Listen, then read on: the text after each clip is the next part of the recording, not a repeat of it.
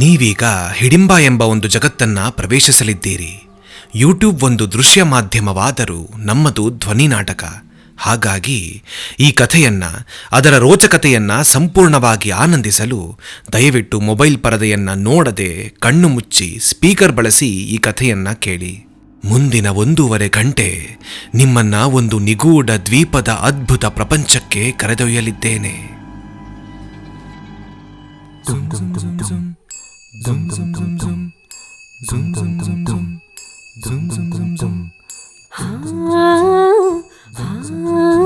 ಕಥೆಯ ಜೋಳಿಗೆ ಹಿಡಿದು ನಿಮ್ಮ ಎದುರಿಗೆ ಬಂದಿರುವೆ.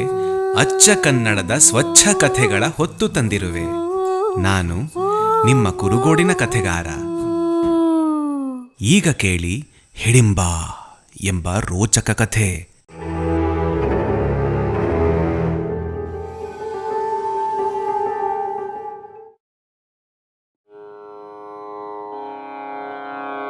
ಕಥೆಯ ಬರೆದಿರುವೆ, ಒಂದು ಕಥೆಯ ಬರೆದಿರುವೆ. ಪ್ರಕೃತಿ ಮಾತೆಯ ಬಗ್ಗೆ ಕಥೆಯ ಬರೆದಿರುವೆ. ಅರೆ, ಈಗ ಬರೆದಿರುವುದೊಂದು ಕ್ರೂರ ಪ್ರಾಣಿಯ ಕಥೆಯಲ್ಲವೇ? ಮತ್ತದು ಹೇಗೆ ಪ್ರಕೃತಿ ಮಾತೆಯ ಬಗೆಗಾಯ್ತು? ಈ ಕಥೆಗೇಕೆ ಅವಳ ಹೆಸರು ಬೇಕಾಯ್ತು? ನಾನು, ನೀವು, ಪ್ರಾಣಿ, ಪಕ್ಷಿ ಎಲ್ಲ ಪ್ರಕೃತಿಯ ಭಾಗವಲ್ಲವೇ? ಗಿಡ, ಮರ, ನದಿ, ಬೆಟ್ಟ ಎಲ್ಲ ಇಲ್ಲಿ ಪಾತ್ರವಲ್ಲವೇ? ಈ ಪಾತ್ರಗಳೆಲ್ಲ ಸೇರಿ ಆಗಿದೆ ಒಂದು ರೋಚಕ ಕಥೆ. ಆ ಕಥೆಯಲ್ಲಿ ಕಾಣಬಹುದು ಪ್ರಕೃತಿ ಮಾತೆಯ ವ್ಯಥೆ. ಸರಿ, ಈ ಕಥೆ ಬರೆಯಲು ನಿನಗೆ ಪ್ರೇರಣೆ ಏನು? ಎಲ್ಲಾದರೂ ಓದಿದೆಯೇನು? ಎಲ್ಲಾದರೂ ನೋಡಿದೆಯೇನು? ಕನಸೊಂದ ಕಂಡೆಯೇನು? ಅದನ್ನು ಅಕ್ಷರದಲ್ಲಿ ಬರೆದಿಟ್ಟೆಯೇನು? ಈ ಜಗತ್ತೇ ಒಂದು ಕಾಲ್ಪನಿಕ ಊರಾದರೆ ನಮ್ಮ ಬದುಕೆ ಒಂದು ಕಾಲ್ಪನಿಕ ಗ್ರಂಥಾಲಯ. ನಾವು ಓದಿದ್ದು, ಕೇಳಿದ್ದು, ನೋಡಿದ್ದು, ಅನುಭವಿಸಿದ್ದು ಇವೆಲ್ಲವೂ ಕಾಲ್ಪನಿಕ ಪುಸ್ತಕಗಳಾದರೆ ನಮ್ಮ ನೆನಪುಗಳೇ ಆ ಪುಸ್ತಕಗಳ ಪುಟಗಳು. ಆ ಕಾಲ್ಪನಿಕ ಪುಟಗಳಿಂದ ಕಲ್ಪನೆಗಳ ಆಯ್ದು ಕಥೆಯ ರೂಪದಲ್ಲಿ ಬರೆದಿರುವೆ. ಕಥೆಯ ಬರೆದಿರುವೆ, ಒಂದು ಕಥೆಯ ಬರೆದಿರುವೆ. ಪ್ರಕೃತಿ ಮಾತೆಯ ಬಗ್ಗೆ ಕಥೆಯ ಬರೆದಿರುವೆ. ಆ ಕಥೆಯ ಹೆಸರೇನು? ಅದರ ತಿರುಳೇನು? ಕ್ರೂರ ಪ್ರಾಣಿಯು ಬಂದಿತ್ತೋ ಹೊಯ್, ಮನುಷ್ಯನ ಎದುರಿಗೆ ನಿಂತಿತ್ತೋ ಹೊಯ್. ಪ್ರಾಣಿಗೆ ಚೂಪಾದ ಹಲ್ಲಿದೆ, ಮನುಷ್ಯನ ಬಂದೂಕಿನಲ್ಲಿ ಗುಂಡಿದೆ. ಅದರ ಹಲ್ಲು ಬಾರಿ ಹರಿತ, ಇವನ ಗುಂಡಿಗೆ ಕೊಲ್ಲುವ ತುಡಿತ. ಇಬ್ಬರಲ್ಲಿ ಯಾರು ಕ್ರೂರಿಯೋ ಹೊಯ್.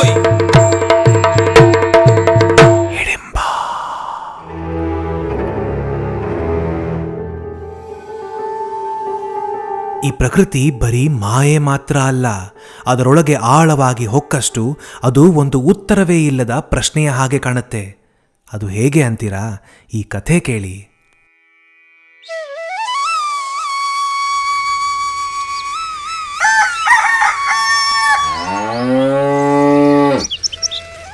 ಬೆಂಗಳೂರು 1907. ಆಗ ತಾನೇ ಬೆಳಕು ಹರಿದಿತ್ತು. ಪೇಪರ್ ವಂದೇ ಮಾತರಂ, ಕನ್ನಡ ಕೇಸರಿ ಪತ್ರಿಕೆ. ಚಳಿ ಚಳಿ. ಹಾ, ಪತ್ರಿಕೆ ಬಂತು. ರಾಮಚಂದ್ರ, ಈ ಬೆಳಗಿನ ಚಳಿಗೆ ಒಂದು ಒಳ್ಳೆ ಶುಂಠಿ ಕಷಾಯ ಕುಡಿದ್ರೆ ಏನು ಸೊಗಸಾಗಿರುತ್ತೆ ಅಲ್ವಾ ಲೇಖಕರೇ? ಅಯ್ಯೋ, ಇದ್ಯಾಕ್ರಿ ರಾಯ್ರೆ, ಅಲ್ಲಿಂದ ಇಲ್ಲಿಗೆ ಇಲ್ಲಿಂದ ಅಲ್ಲಿಗೆ ಶತಪಥ ಓಡಾಡ್ತಿದ್ದೀರಿ? ನನ್ನೊಬ್ರು ಸ್ನೇಹಿತರು ಮನೆಗೆ ಬರೋರಿದ್ದಾರೆ ರಾಯ್ರೆ. ಬಹಳ ತಿಂಗಳುಗಳ ಮೇಲೆ ಅವ್ರನ್ನ ನೋಡ್ತಾ ಇದ್ದೇನೆ. ಅವರನ್ನ ನೋಡುವ ಆತರ ಅಷ್ಟೇ. ಓ, ಈಗೋ ಬಂದೇ ಬಿಟ್ರು. ಬನ್ನಿ ಬನ್ನಿ ಜೀವಶಾಸ್ತ್ರಜ್ಞರೇ, ಬನ್ನಿ ಬನ್ನಿ ಬನ್ನಿ. ಲೇಖಕರೇ, ಹೇಗಿದ್ದೀರಾ? ಬಹಳ ದಿನ ಆಯ್ತು ನೋಡಿ. ನಿಮ್ಮ ಕನ್ನಡ ಕೇಳೋಕೆ ಚಂದ. ಬನ್ನಿ ಬನ್ನಿ, ಒಳಗೆ ಕೂತ್ ಮಾತಾಡುವ. ರಾಮು, ಮೋಟಾರ್ ಗಾಡಿಲಿರೋ ಇವರ ಸಾಮಗ್ರಿಗಳನ್ನೆಲ್ಲ ತಂದು ಒಳಗಿಡಪ್ಪ. ಹೇ, ವೇಟ್, ಬೇಡ ರಾಮು, ಬ್ಯಾಗೇಜ್ ಎಲ್ಲ ಗಾಡಿಲೇ ಇರ್ಲಿ. ಲೇಖಕರೇ, ಬನ್ನಿ ಒಳಗೆ ಹೋಗುವ.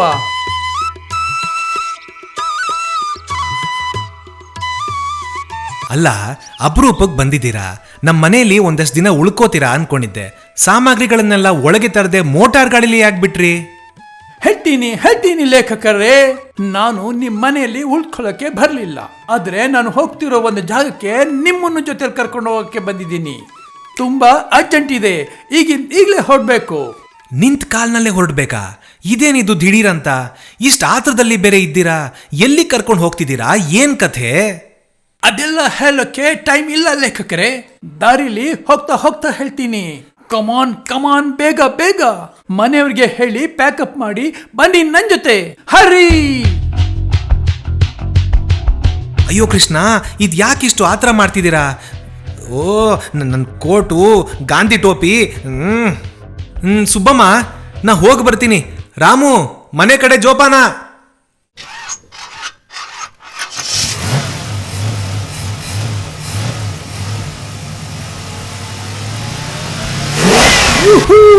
ಲೇಖಕರೇ, ನಾವೀಗ ಹೋಗ್ತಿರೋದು ಎಲ್ಲಿಗೆ ಗೊತ್ತಾ? ಹೇಳಿದ್ರೆ ತಾನೇ ಗೊತ್ತಾಗೋದು. ಹೇಳ್ದೆ ಕೇಳ್ದೆ ಆತುರದಲ್ಲಿ ಹೊರಡಿಸ್ಬಿಟ್ರಿ. ನಾವು ಹೋಗೋ ಜಾಗಕ್ಕೆ ಶಿಪ್ ಅಂದ್ರೆ ಹಡಗಿನಲ್ಲಿ ಹೋಗ್ಬೇಕು. ಹಡಗಿನಲ್ಲ, ಅಷ್ಟು ದೂರನಾ? ಯಾವ ಜಾಗ ಅದು?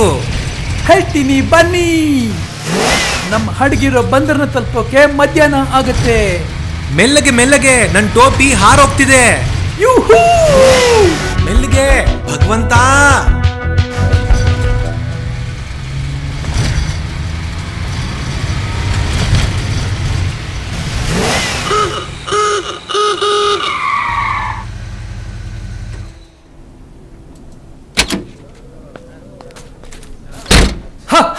ಲೇಖಕರೇ, ವೆಲ್ಕಮ್ ಟು ಕುಂದಾಪುರ ಪೋರ್ಟ್.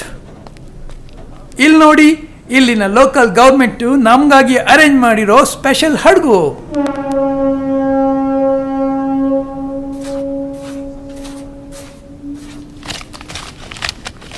ಅಲ್ಲ, ಎಲ್ಲಿಗೆ ಹೊರಟಿದ್ದೀವಿ ಅಂತ ನೀವು ಹೇಳ್ತಾನೆ ಇಲ್ಲ.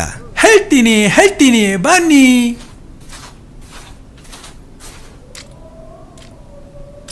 Checking, please. Going to the woods, eh? You have a safe journey, sir.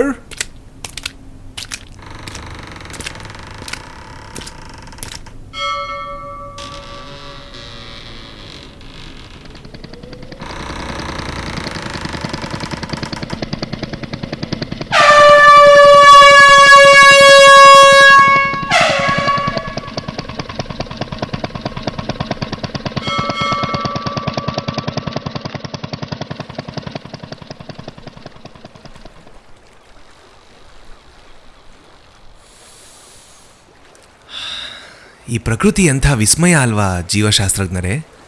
ಮಳೆ ಬಂದು ನಿಂತ ಮೇಲೆ ಏಳೋ ಆ ಮಣ್ಣಿನ ಘಮ, ಆ ಪರಿಮಳ ಒಂದು ಅದ್ಭುತ. ಆದರೆ ಈ ಸಮುದ್ರದ ಅಲೆಗಳು ಎಬ್ಬಿಸ್ತಿರೋ ಈ ಪರಿಮಳ, ಘಮ, ಇದು ಒಂದು ಅದ್ಭುತ. ಎಷ್ಟು ವೈವಿಧ್ಯ ಇದೆ ಪ್ರಕೃತಿಯಲ್ಲಿ. ಹಾಗೇನೆ ಈ ಸಮುದ್ರದ ವಿಶಾಲತೆ ನಮ್ಮ ಮನಸ್ಸನ್ನು ಕೂಡ ವಿಶಾಲ ಮಾಡುತ್ತೆ. ಭೋರ್ಗರೆವ ಅಲೆಗಳ ಮೈಗೆ ಹೊದ್ದು ಆಳದಲ್ಲಿ ಶಾಂತವಾಗಿ ಮಲಗಿಹೆಯಲ್ಲ. ಓ ಸಮುದ್ರವೇ, ನೀನೇಕೆ ಹೀಗೆ? ನಿನ್ನ ಮರಳು ದಂಡೆಯಲ್ಲಿ ಮನೆ ಕಟ್ಟಲು ಬಿಡುವೆ, ಆ ಮನೆಯನ್ನು ನಿನ್ನ ಅಲೆಗಳಿಂದಲೇ ಕೆಡಹುವೆ. ಓ ಸಮುದ್ರವೇ, ನೀನೇಕೆ ಹೀಗೆ? ಹೊರಗಿಂದ ನೋಡುವವರಿಗೆ ನೀ ರುದ್ರ ರಮಣೀಯ, ಆದರೆ ಕಡಲ ಪ್ರಾಣಿಗಳಿಗೆ ನೀ ಜೀವದ ಸಾರ. ಓ ಸಮುದ್ರವೇ, ನೀನೇಕೆ ಹೀಗೆ? ಬ್ರಾವೋ, ಬಹಳ ಸೊಗಸಾಗಿತ್ತು ನಿಮ್ಮ ಕವಿತೆ ಲೇಖಕರೇ. ನೀವು ಹೇಳಿದ್ದು ನಿಜ. ಈ ಪ್ರಕೃತಿ ಸುಂದರ, ಹಾಗೆ ಪ್ರಕೃತಿ ಬಗ್ಗೆ ನಿಮ್ಮ ಮಾತು, ಕವಿತೆ ಇನ್ನೂ ಸುಂದರ. ಈ ಸಮುದ್ರ, ಮರಳು, ಆಕಾಶ, ಬೆಟ್ಟ, ಮರಗಿಡ, ಕಾಡು, ಪ್ರಕೃತಿಯ ಯಾವುದೇ ತಾಣ ಆಗಿರಲಿ, ನನ್ನೊಳಗಿನ ಲೇಖಕ ಕವಿಯನ್ನ ಖುಷಿಯಿಂದ ಕುಣಿಯೋ ಹಾಗೆ ಮಾಡುತ್ತೆ. ಪ್ರಕೃತಿ ಮಾತೆಯ ಮಡಿಲಲ್ಲಿ ನಾವೆಲ್ಲರೂ ಪುಟ್ಟ ಮಕ್ಕಳೇ ಅಲ್ವಾ ಜೀವಶಾಸ್ತ್ರಜ್ಞರೇ? ಅಂದಹಾಗೆ ಯಾವ ತಾಣದ ಕಡೆಗೆ ನಮ್ಮ ಈ ಪಯಣ? ನಮ್ಮ ಭಾರತ ದೇಶದಲ್ಲಿ ವೆರೈಟೀಸ್ ಆಫ್ ಲ್ಯಾಂಡ್ಸ್ಕೇಪ್ ಇವೆ. ಉತ್ತರದ ಹಿಮಾಲಯ, ಪೂರ್ವದ ದಟ್ಟ ಕಾಡು, ಪಶ್ಚಿಮದ ಮರುಭೂಮಿ, ಪುರಾತನ ದಖನ್ ಪ್ರಸ್ಥಭೂಮಿ, ಹಾಗೆ ಭಾರತದ ವಿಶಿಷ್ಟ ಪ್ರದೇಶಗಳಲ್ಲಿ ಒಂದಾದ ಕರಾವಳಿ ಪ್ರದೇಶ. ಆದ್ರೆ ಅತಿ ವಿಶಿಷ್ಟ ಅನ್ಸೋ ಲ್ಯಾಂಡ್ಸ್ಕೇಪ್ ಅಂದ್ರೆ ವಿಚಿತ್ರವಾದ ವೈವಿಧ್ಯತೆ, ನಿಗೂಢಗಳನ್ನ ಒಳಗೊಂಡ ದ್ವೀಪಗಳು. ನಾವೀಗ ಹೋಗ್ತಿರೋ ಜಾಗ ಒಂದು ದ್ವೀಪ ಲೇಖಕರೇ. ಕುಂದಾಪುರದಿಂದ 155 ನಾಟಿಕಲ್ ಮೈಲಿಗಳಷ್ಟು ದೂರದಲ್ಲಿ ಅರಬ್ಬಿ ಸಮುದ್ರದಲ್ಲಿರುವ ಒಂದು ಕನ್ನಡ ದ್ವೀಪ.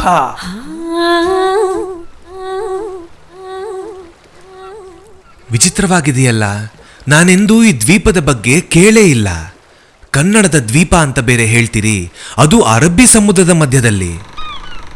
ಹೌದು ಲೇಖಕರೇ, ನಿಮ್ಮೊಳಗಿರುವ ಕನ್ನಡ ಪ್ರೇಮ, ಪ್ರಕೃತಿಯ ಬಗೆಗಿನ ಆಳವಾದ ಅಕ್ಕರೆ, ಆಸಕ್ತಿ, ಕಲೆಯ ಬಗೆಗಿನ ಉತ್ಸಾಹ, ನಾನು ನಿಮ್ಮನ್ನ ಆ ದ್ವೀಪಕ್ಕೆ ಕರೆದುಕೊಂಡು ಹೋಗ್ತಿರೋದಕ್ಕೆ ಇವೆಲ್ಲ ಕಾರಣ. ಒಂದೊಳ್ಳೆಯ ಅದ್ಭುತ, ಒಂದು ರೋಚಕ ಸಾಹಸ ನಮಗಾಗಿ ಕಾಯ್ತಾ ಇದೆ.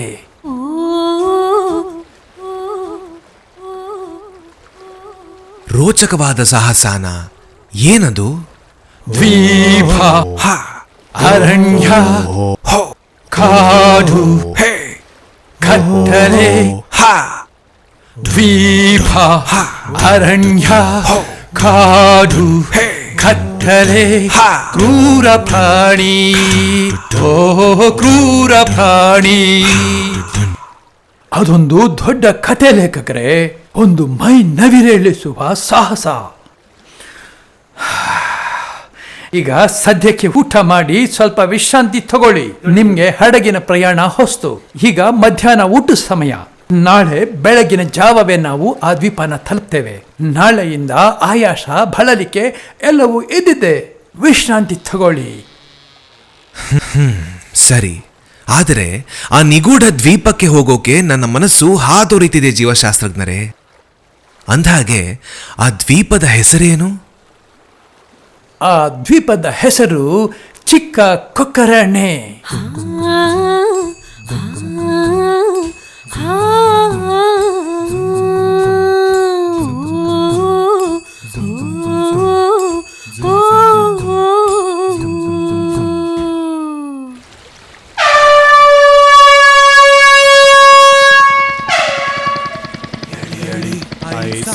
ಎಳಿ ಎಳಿ ಐಸಾ ಎಳಿ ಎಳಿ ಐಸಾ ಎಳಿ ಎಳಿ ಐಸಾ ಎಳಿ ಎಳಿ ಐಸಾ ಎಳಿ ಎಳಿ ಐಸಾ ಎಳಿ ಎಳಿ ಐಸಾ ಎಳಿ ಎಳಿ ಐಸಾ.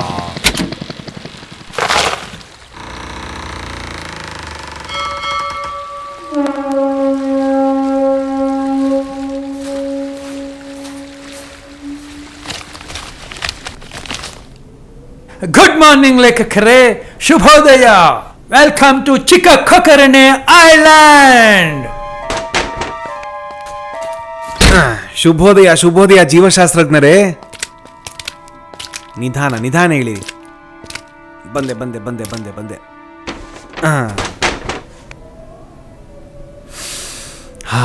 ನೀವು ಹೇಳಿದ್ದು ನಿಜ. ಈ ದ್ವೀಪದ ಗಾಳಿಯಲ್ಲೇ ಒಂದು ನಿಗೂಢತೆ ಇದೆ, ಮಾಯೆಯ ಪ್ರಭಾವವಿದೆ. ಹಾಗೆ ಒಂದು ಸಕಾರಾತ್ಮಕ ಶಕ್ತಿ, ಆಧ್ಯಾತ್ಮಿಕ ಸೆಳೆತ ಕೂಡ ಇದೆ.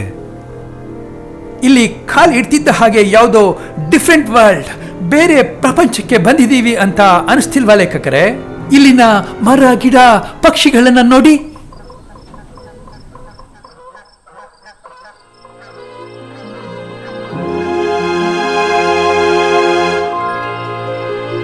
ಜೀವಶಾಸ್ತ್ರಜ್ಞರಾದ ನಿಮ್ಮ ಜೊತೆ ಇದ್ದು ನಿಮ್ಮ ಸಂಶೋಧನಾ ಲೇಖನಗಳನ್ನು ಓದಿ ಸಾಮಾನ್ಯ ಹಾಗೂ ವಿರಳ ಸಸ್ಯ ಮತ್ತು ಪ್ರಾಣಿ ಪ್ರಭೇದಗಳ ಬಗ್ಗೆ ನಾನು ಅಲ್ಪ ಸ್ವಲ್ಪ ತಿಳಿದಿದ್ದೇನೆ. ಬಂದ್ರಿಯಾ? ಯಾರಪ್ಪ ನೀನು? ಇದ್ದಕ್ಕಿದ್ದಾಗೆ ಬಂದು ಹೀಗೆ ಹೆದರ್ಸ್ತೀಯಾ? ಹಿ ಮಸ್ಟ್ ಬಿ ಪುಷ್ಯ. ಇವನು ಶಾಮಣ್ಣ ಭಟ್ರ ಮನೆಯವನು. ನಮ್ಮನ್ನ ಮನೆ ಕರ್ಕೊಂಡು ಹೋಗಕ್ಕೆ ಬಂದಿದ್ದಾನೆ. ಪತ್ರದಲ್ಲಿ ಇವನ್ ಬಗ್ಗೆ ಬರ್ದಿದ್ರು. ಈ ಶಾಮಣ್ಣ ಭಟ್ರು ಅಂದ್ರೆ ಯಾರು? ಅವರು ಈ ದ್ವೀಪದಲ್ಲೇ 5 ತಲೆಮಾರಿನಿಂದ ವಾಸಿಸ್ತಾ ಇದ್ದಾರೆ. ನಾವು ಇಲ್ಲಿ ಇರೋಷ್ಟು ದಿವಸ ಅವರ ಕಂಬದ ಮನೆಯಲ್ಲೇ ನಮ್ಮ ಠಿಕಾಣಿ. ಮಿಸ್ಟರ್ ಪುಷ್ಯ, ಕಮಾನ್, ದಾರಿ ತೋರ್ಸು. Let us get going. ಸರಿ, ನಡೀರಿ ನಡೀರಿ.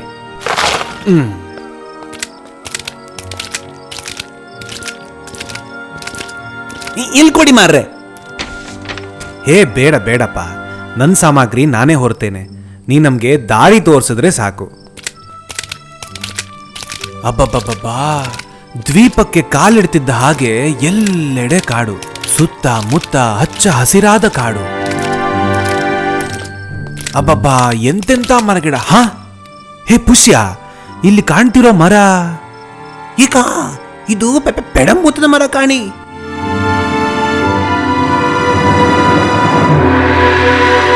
ಪೆಡಂಭೂತದ ಮರವ?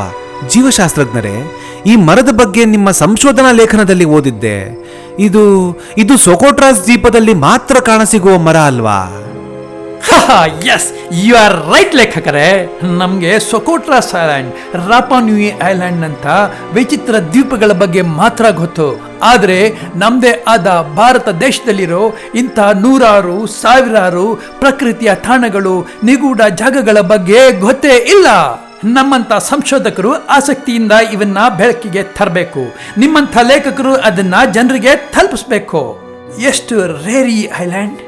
ನನ್ನ ಫ್ರೆಂಡ್ ಒಬ್ಬ ಇಲ್ಲಿನ ಜೀವಿಗಳ ಬಗ್ಗೆ ಸಂಶೋಧನೆ ಮಾಡಿದ್ದಾನೆ. ಇದು ಡ್ರ್ಯಾಗನ್ ಬ್ಲಾಡ್ ಟ್ರೀ. ಸೊಕೋಟ್ರಾ ಐಲ್ಯಾಂಡ್ ಮಾತ್ರ ಅಲ್ಲ, ಇಲ್ಲೂ ಕಾಣ ಸಿಗುತ್ತೆ. ಈ ಮರ ಗುರುತ್ವಾಕರ್ಷಣೆ ಅಂದ್ರೆ ಗ್ರಾವಿಟಿಗೆ ವಿರುದ್ಧವಾಗಿ ತನ್ನ ಕೊಂಬೆಗಳನ್ನ ಬೆಳೆಸುತ್ತೆ. ಅಬ್ಬಾ, ಆಶ್ಚರ್ಯ, ಅದ್ಭುತ. ಈ ದ್ವೀಪದಲ್ಲಿ ಇನ್ನೂ ಏನೇನ್ ಅಡಗಿದ್ಯೋ ಏನೋ. ಓಯ್ ಮಾರ್ರೆ, ಇಲ್ಲಿ ಬೆಂಕಿ ಕೋಳಿ ಉಂಟಾ? ಬೆಂಕಿ ಕೋಳಿನ? ಹಾಗಂದ್ರೇನು? ಪ್ರಪಂಚದಲ್ಲಿ ಎಲ್ಲೂ ನೋಡೋಕೆ ಸಿಗದೆ ಇರೋ ಕೆಂಪು ಬಣ್ಣದ ನವಿಲು, ರೆಡ್ ಪಿಕಾಕ್ ಇದೆ ಈ ದ್ವೀಪದಲ್ಲಿ.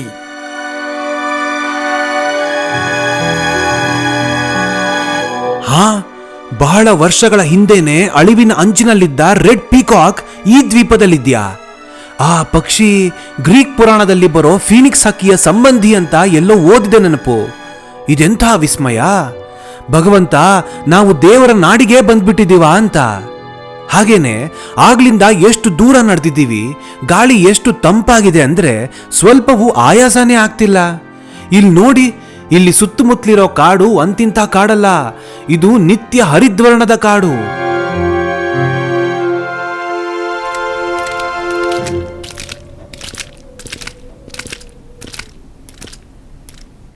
ಕಮ್ಮದ ಮನೆ, ಕಮ್ಮದ ಮನೆ.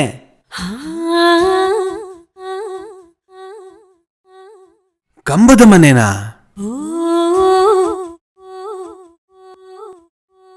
ಹ್ಞೂ, ನಮ್ಮ ಶಾಮಣ್ಣ ಭಟ್ರ ಮನೆಯನ್ನ ಕಂಬದ ಮನೆ ಅಂತಲೇ ಕರೆಯೋದು. ಕಾಡಿನ ಮಧ್ಯೆ ಇರೋ ಕಂಬದ ಮನೆ. ಏನೋ ಕೌತುಕ, ಏನೋ ಕಳವಳ. ಬನ್ನಿ ಹೋಗುವ. ನಮ್ಮ ಮನೆಯು ಕಂಬದ ಮನೆಯು ಕಾಡಿನ ಮಧ್ಯ ನಿಂತಿದೆ. ನಮ್ಮ ಮನೆಯು ಕಂಬದ ಮನೆಯು ಕಾಡಿನ ಮಧ್ಯ ನಿಂತಿದೆ. ಅಂತೂ ಇಂತೂ ಮನೆ ತಲುಪಿದ್ವಿ. ಇನ್ನು ಸ್ವಲ್ಪ ದಿನಗಳ ಕಾಲ ಇಲ್ಲೇ ನಮ್ ಕ್ಯಾಂಪಿಂಗ್.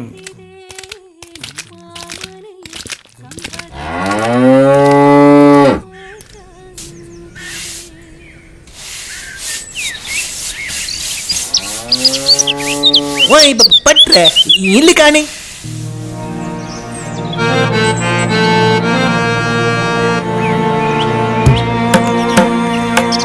ಓ ಅತಿಥಿಗಳು, ಬರ್ಕಾದವ್ರು ಬಂದ್ರ?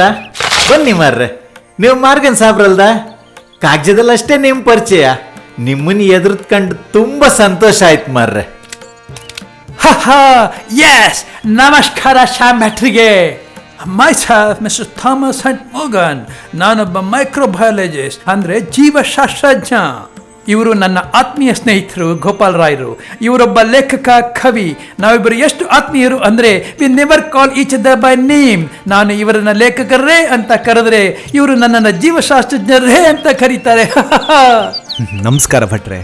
ಒಳ್ಳೇದು, ಅಡ್ಡಿಲ್ಲ, ಬನ್ನಿ, ಇತ್ತು ಬನ್ನಿ. ಮೆಟ್ಟೆಲ್ಲ ಬಿಟ್ಟು ಸಾಮಗ್ರಿ ಇಲ್ಲೇ ಇಳಿಸಿ ಆರಾಮಾಗಿ ಸೌದೆ ಒಲೆಯಿಂದ ಕಾದ ಬಿಸಿ ನೀರಂಗೆ ಎಣ್ಣೆ ನೀರು ಹಾಕಿ ಮಿಂದು ಬನ್ನಿ.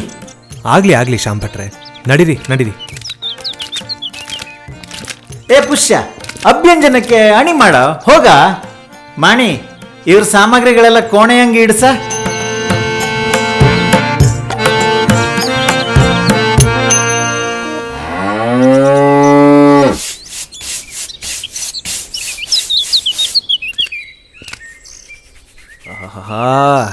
ಶ್ಯಾಮ್ ಭಟ್ರೆ, ಈ ಕಾಡಿನ ಸೌದೆಯಲ್ಲಿ ಕಾದಿರೋ ನೀರಲ್ಲಿ ಮೀಯೋದೇ ಒಂದು ಹಿತ ನೋಡಿ. ಅದೇನೋ ಅಲೌಕಿಕವಾದ ಅನುಭವ. ಓ, ಮಿನ್ಕಂಡ್ ಬಂದ್ರ? ಮಣೆ ಹಾಕ್ತೀನಿ, ಬನ್ನಿ ಕೂಕಣಿರಾಯ್ರೆ. ನೀವ್ ಇತ್ತ ಬನ್ನಿ ಮಾರ್ಗನ್ ಸಾಹೇಬ್ರೆ, ಇಲ್ಲಿ ಮಣೆ ಹಾಕ್ತೀನಿ, ಕೂಕಣಿ. ಹಾ ಬಂದ್ವಿ ಹೊಟ್ಟೆ ಚುರುಗುಡ್ತಾ ಇದೆ. ಶ್ಯಾಮಲ, ಎಂತ ಮಾಡ್ತೀಯ ಮಗ? ತಿಂಡಿ ತಗಂಬ. ಬಂದೆ ಅಪ್ಪಯ್ಯ. ನಮ್ಮ ಮನೆಯು ಕಾಡಿನ ಮಧ್ಯ, ನಮ್ಮ ಮನೆಯು ಕಾಡಿನ ಮಧ್ಯ ನಿಂತಿದೆ. ಇವಳು ನನ್ನ ಮಗಳು ಕಾಣಿ. ಲಾಯ್ಕ್ ಮಾಡಿ ಕಡುಬು ಮಾಡಿದೆ, ಎಲ್ಲರೂ ಬಿಸಿ ಬಿಸಿ ತಿನ್ನಿ ಅಕ್ಕ. ಓ, ಆಗ್ಲೇ ಹಾಡು ಹೇಳ್ತಾ ಇದ್ದಿದ್ದು ನೀನೇನಮ್ಮ? ಎಷ್ಟು ಚಂದ ಹಾಡ್ತೀಯ ತಾಯಿ. ಆ ತಾಯಿ ಶಾರದೆ ಒಲ್ದಿದ್ದಾಳೆ ನಿನಗೆ. ಚಂದ ಹಾಡತ್ನಾ? ಅದ್ ನಮ್ಮ ಅಪ್ಪಯ್ಯನಿಂದ ಬಂದದ್ ಕಾಣಿ ಅಲ್ದ ಅಪ್ಪಯ್ಯ? ಕಡ್ಬು ಬಹಳ ರುಚಿಯಾಗಿ ಇದೆ, ಅಮೃತ ಇದ್ದ ಹಾಗೆ ಇದೆ. ಥ್ಯಾಂಕ್ ಯು ಶ್ಯಾಮ್ಲಕ್ಕ, ಕಡುಬು ಬಹಳ ಚಂದ ಉಂಟು. ಅದ್ ಸರಿ, ಇವನ ಹೆಸರು ಯಾಕೆ ಪುಷ್ಯ ಅಂತ ಇಟ್ಟಿದ್ದೀರಿ? ಅಯ್ಯೋ, ಅದೊಂದು ದೊಡ್ಡ ಕತೆ ಕಾಣಿ. ಇವಂಗೆ ಯಾರೂ ಇಲ್ಲ, ಅನಾಥ. ಚಿಕ್ಕ ಇಪ್ಪತ್ತಿಗೆ ನನ್ನ ಕೈಯಂಗ್ ಸಿಕ್ಕದ. ಅವನು ಹುಟ್ಟೋ ಸಮಯಂಗೆ ಭಾದ್ರಪದ, ಅಶ್ವಿಜ, ಕಾರ್ತಿಕ, ಮಾರ್ಗಶೀರ, ಪುಷ್ಯ, ಚಳಿಕಾಲದ ಪುಷ್ಯ. ಹಂಗಾಪಕ್ಕೋಗಿ ಆ ಹೆಸರು ಬಂತು. ಪುಷ್ಯ. ಈ ಮಾಣಿ ನನ್ನ ಸ್ವಂತ ಮಗನ್ ತರ ಕಾಣಿ. ಶ್ಯಾಮಲ ಹೆಂಗೋ ಹಂಗೆ ಇವನ್ ಕೂಡ ಅಲ್ದೇನೋ ಮಾಣಿ? ಅಂದಂಗೆ ಮಾರ್ಗನ್ ಸಾಹೇಬ್ರೆ, ಇಷ್ಟು ಚಂದ ಕನ್ನಡ ಮಾತಾಡ್ತಿರಲ್ಲ, ಹೆಂಗ್ ಕಲ್ಸ್ರಿ ಮಾರ್ರೆ ನೀವು? ನನ್ನ ತಂದೆ ತಾಯಿ ಬ್ರಿಟನ್ನವರಾದರೂ ಅವರು ಭಾರತದಲ್ಲಿ ವಾಸೋಕೆ ಶುರು ಮಾಡಿದರು. ನಾನು ಹುಟ್ಟಿದ್ದು ಮೈಸೂರಿನಲ್ಲಿ. ಮನೆ ಭಾಷೆ ಇಂಗ್ಲಿಷ್ ಆದರೂ ನನ್ನ ಹೃದಯದ ಭಾಷೆ ಕನ್ನಡ. ಸ್ವಲ್ಪ ಇಂಗ್ಲಿಷ್ ಆಸೆಂಟ್ ಇದೆ, ಆದರೂ ಕನ್ನಡ ಅಂದರೆ ನನಗೆ ಪಂಚ ಪ್ರಾಣ. ಓಹ್, ತುಂಬಾ ಒಳ್ಳೇದು. ನೀವು ಒಂಥರ ವಿಶೇಷ ಜನ ಮಾರ್ರೆ. ಅಷ್ಟೇ ಅಲ್ಲ ಭಟ್ರೆ, ಇವರ ಬಗ್ಗೆ ಇನ್ನೊಂದು ವಿಶೇಷತೆ ಇದೆ. ಇವರು ಜೀವಶಾಸ್ತ್ರಜ್ಞರಾಗಿದ್ರು, ಒಬ್ಬ ಶಿಕಾರಿ ಕೂಡ. ಆದ್ರೆ ಮೋಜಿಗಾಗಿ ಶಿಕಾರಿ ಮಾಡಲ್ಲ. ಹಳ್ಳಿಗಳಲ್ಲಿ ತುಂಬಾ ಉಪಟಳ ಕೊಡೋ, ಹಾನಿ ಮಾಡೋ ಪ್ರಾಣಿಗಳನ್ನ ಬೆದರಿಸಿ ಓಡಿಸ್ತಾರೆ. ಆದ್ರೆ ಮಾತ್ರ ಇವರು ಪಕ್ಕಾ ಗುರಿಕಾರ, ಮಹಾಭಾರತದಲ್ಲಿ ಬರೋ ಅರ್ಜುನನ ಥರ. ಅಂದಾಗೆ ಜೀವಶಾಸ್ತ್ರಜ್ಞರೇ, ಆಗ್ಲಿಂದ ಕೇಳಬೇಕು ಅಂತಿದ್ದೀನಿ, ಇಲ್ಲಿಗೆ ನಿಮ್ಮ ಬಂದೂಕನ್ನ ಕೂಡ ತಂದಿದ್ದೀರಿ ಅಲ್ವಾ? ಯಾಕೆ ಈ ಜಾಗದಲ್ಲಿ ಅದರ ಅಗತ್ಯ ಇದೆಯಾ? ಅಂದ್ರೆ ನೀವು ಎಂತಕ್ಕೆ ಬಂದಿರಿ ಅಂತ ಕಾರಣ ಇನ್ನು ಇವರಿಗೆ ಹೇಳಿಲ್ಲ ಮಾರ್ಗನ್ ಸಾಹೇಬ್ರೆ? ಕಾರಣನಾ? ಏನದು? ವ್ಯಾಘ್ರನಕ, ಹಿಡಿಂಬ. ಹೇ ಪುಷ್ಯ, ಇಲ್ ಕಾಣ, ಎಂತ ಆತಿಲ್ಲ, ಧೈರ್ಯ ತಕ. ಮೋಗನ್ ಸಾಹೇಬ್ರು ಬಂದ್ರಲ್ದ, ಎಲ್ಲ ಸರಿ ಮಾಡ್ತ್ರ. ಏನಾಯ್ತು? ಹಿಡಿಂಬ ಯಾರು? ವ್ಯಾಘ್ರನಕ ಅಂದ್ರೆ ಬಿಡಿಸಿ ಹೇಳಿ ಭಟ್ರೆ. ಮಬ್ಬು ಕವಿದಿದೆ, ಮಂಜು ಮುಸುಕಿದೆ, ಕತ್ತಲಲ್ಲಿ ಅಡಗಿ ಕೂತವೋ ಶಬ್ದವೇ. ಈ ನಮ್ಮ ದ್ವೀಪ ಇತ್ತಲ್ಲೇ ಒಂದು ಬ್ರಹ್ಮರಾಕ್ಷಸ ಇತ್ತು. ಅದ್ರ ಹೆಸರೇ ಹಿಡಿಂಬ. ಅವಳೊಬ್ಳು ಕೂಳ ವ್ಯಾಘ್ರ. 4-5 ತಿಂಗಳ ಹಿಂದೆ ನಮ್ಮ ಪುಷ್ಯ ಇದ್ನಲ್ಲೇ ಕಟ್ಟಿಗೆ ತಪ್ಪುಗೆ ಕಾಡು ಹೋಗಿದ್ದ. ಆಗ ಅವಂಗೆ ಯಾರೋ ಬೊಬ್ಬಿ ಹೊಡೆದು ಕೂಗಿದ ಶಬ್ದ ಕೇಳ್ತು. ಹೋಗಿ ನೋಡೊತ್ತಿಗೆ ಆ ಬ್ರಹ್ಮರಾಕ್ಷಸ ಒಬ್ಬನ್ನ ಬಾಯಂಗ್ ಕಚ್ಕೊಂಡು ಓಡ್ತಾ ಕಾಣಿ. ಅಲ್ಲೇ ಚೂರ್ ಮುಂದೆ ನಮ್ಮ ಪುಷ್ಯಂಗೆ ಅದ್ರ ಉಗ್ರು ಸಿಕ್ತು. ವ್ಯಾಘ್ರನಕಾಂಬ್ರು. ಅವತ್ತಿಂದ ಇವತ್ತಿಗೂ ನಮ್ಮ ದ್ವೀಪದ ಎಷ್ಟೋ ಜನ ಅವಳಿಗೆ ಆಹುತಿಯಾಗಿರು. ಅವಳ ಎಂಥ ಗರ್ಜನೆ! ಆ ಸಾವಿನ ಕರೆ ಈ ದ್ವೀಪದಂಗೆ ಇರೋ ಜನರನ್ನು ಏಗಳಿಗೂ ತೊಂದರೆ ಕೊಡ್ತಾ ಇರುತ್ತೆ. ಈ ನರಭಕ್ಷಕ ಹುಲಿಯಿಂದ ಪ್ರತಿದಿನ ಯಾರಾದರೂ ಬಲಿಯಾಗ್ತಿದ್ದಾರೆ ಲೇಖಕರೇ. ಸಸ್ಯ ಸಂಶೋಧನೆಗಾಗಿ ಈ ದ್ವೀಪಕ್ಕೆ ಬಂದ ನನ್ನ ಪ್ರಾಣ ಸ್ನೇಹಿತ ಜಾನ್ ಕೂಡ ಅದಕ್ಕೆ ಬಲಿಯಾದ. ಅವನು ಪತ್ರದ ಮೂಲಕ ನನಗೆ ಈ ದ್ವೀಪ, ಇದರ ವಿಶಿಷ್ಟತೆಗಳನ್ನ ತಿಳಿಸ್ತಾ ಇದ್ದ. ಈ ದ್ವೀಪದ ಬಗ್ಗೆ ಸಂಶೋಧನೆ ಮಾಡಿ ಎಲ್ಲರಿಗೆ ತಿಳಿಸೋ ಆಸೆ ಇಟ್ಕೊಂಡಿದ್ದ. ಪೋರ್ ಫೆಲೋ ಆ ನರಭಕ್ಷಕನಿಗೆ ಬಲಿಯಾದ. ಆಗಲೇ ನನ್ನ ಅಡ್ರೆಸ್ ತಗೊಂಡು ಶಾಮಣ್ಣ ಭಟ್ರು ನನಗೆ ಪತ್ರ ಬರೆದಿದ್ದು. ಹೌದು ಕಾಣಿ, ಇವನಿಗೆ ಗೆಳೆಯನ ಸಾವಿನ ಸುದ್ದಿ ತಿಳಿಸ್ಬೇಕಿತ್ತು. ಹಂಗೆ ಇವರು ಬೇಟೆ ಆಡ್ತರು ಅಂತ ಸುದ್ದಿ ತಿಳಿದಿದ್ರಿಂದ ಆ ಬ್ರಹ್ಮ ರಾಕ್ಷಸನ ಬೇಟೆ ಆಡೋಕೆ ಬನ್ನಿ ಅಂತ ಕರ್ದಿ. ಬನ್ನಿ ಅಂತ ಈ ದ್ವೀಪದ ಜನರ ಪರವಾಗಿ ಹಾಗೂ ಸರ್ಕಾರದ ಪರವಾಗಿ ಮೋರ್ಗನ್ ಸಾಹೇಬ್ರನ್ನ ಕೇಳ್ಕೊಂಡ್ವಿ. ನೀವು ಬಂದದ್ದು ಬಹಳ ಸಂತೋಷ ಆಯ್ತು ಮೋರ್ಗನ್ ಸಾಹೇಬ್ರೆ.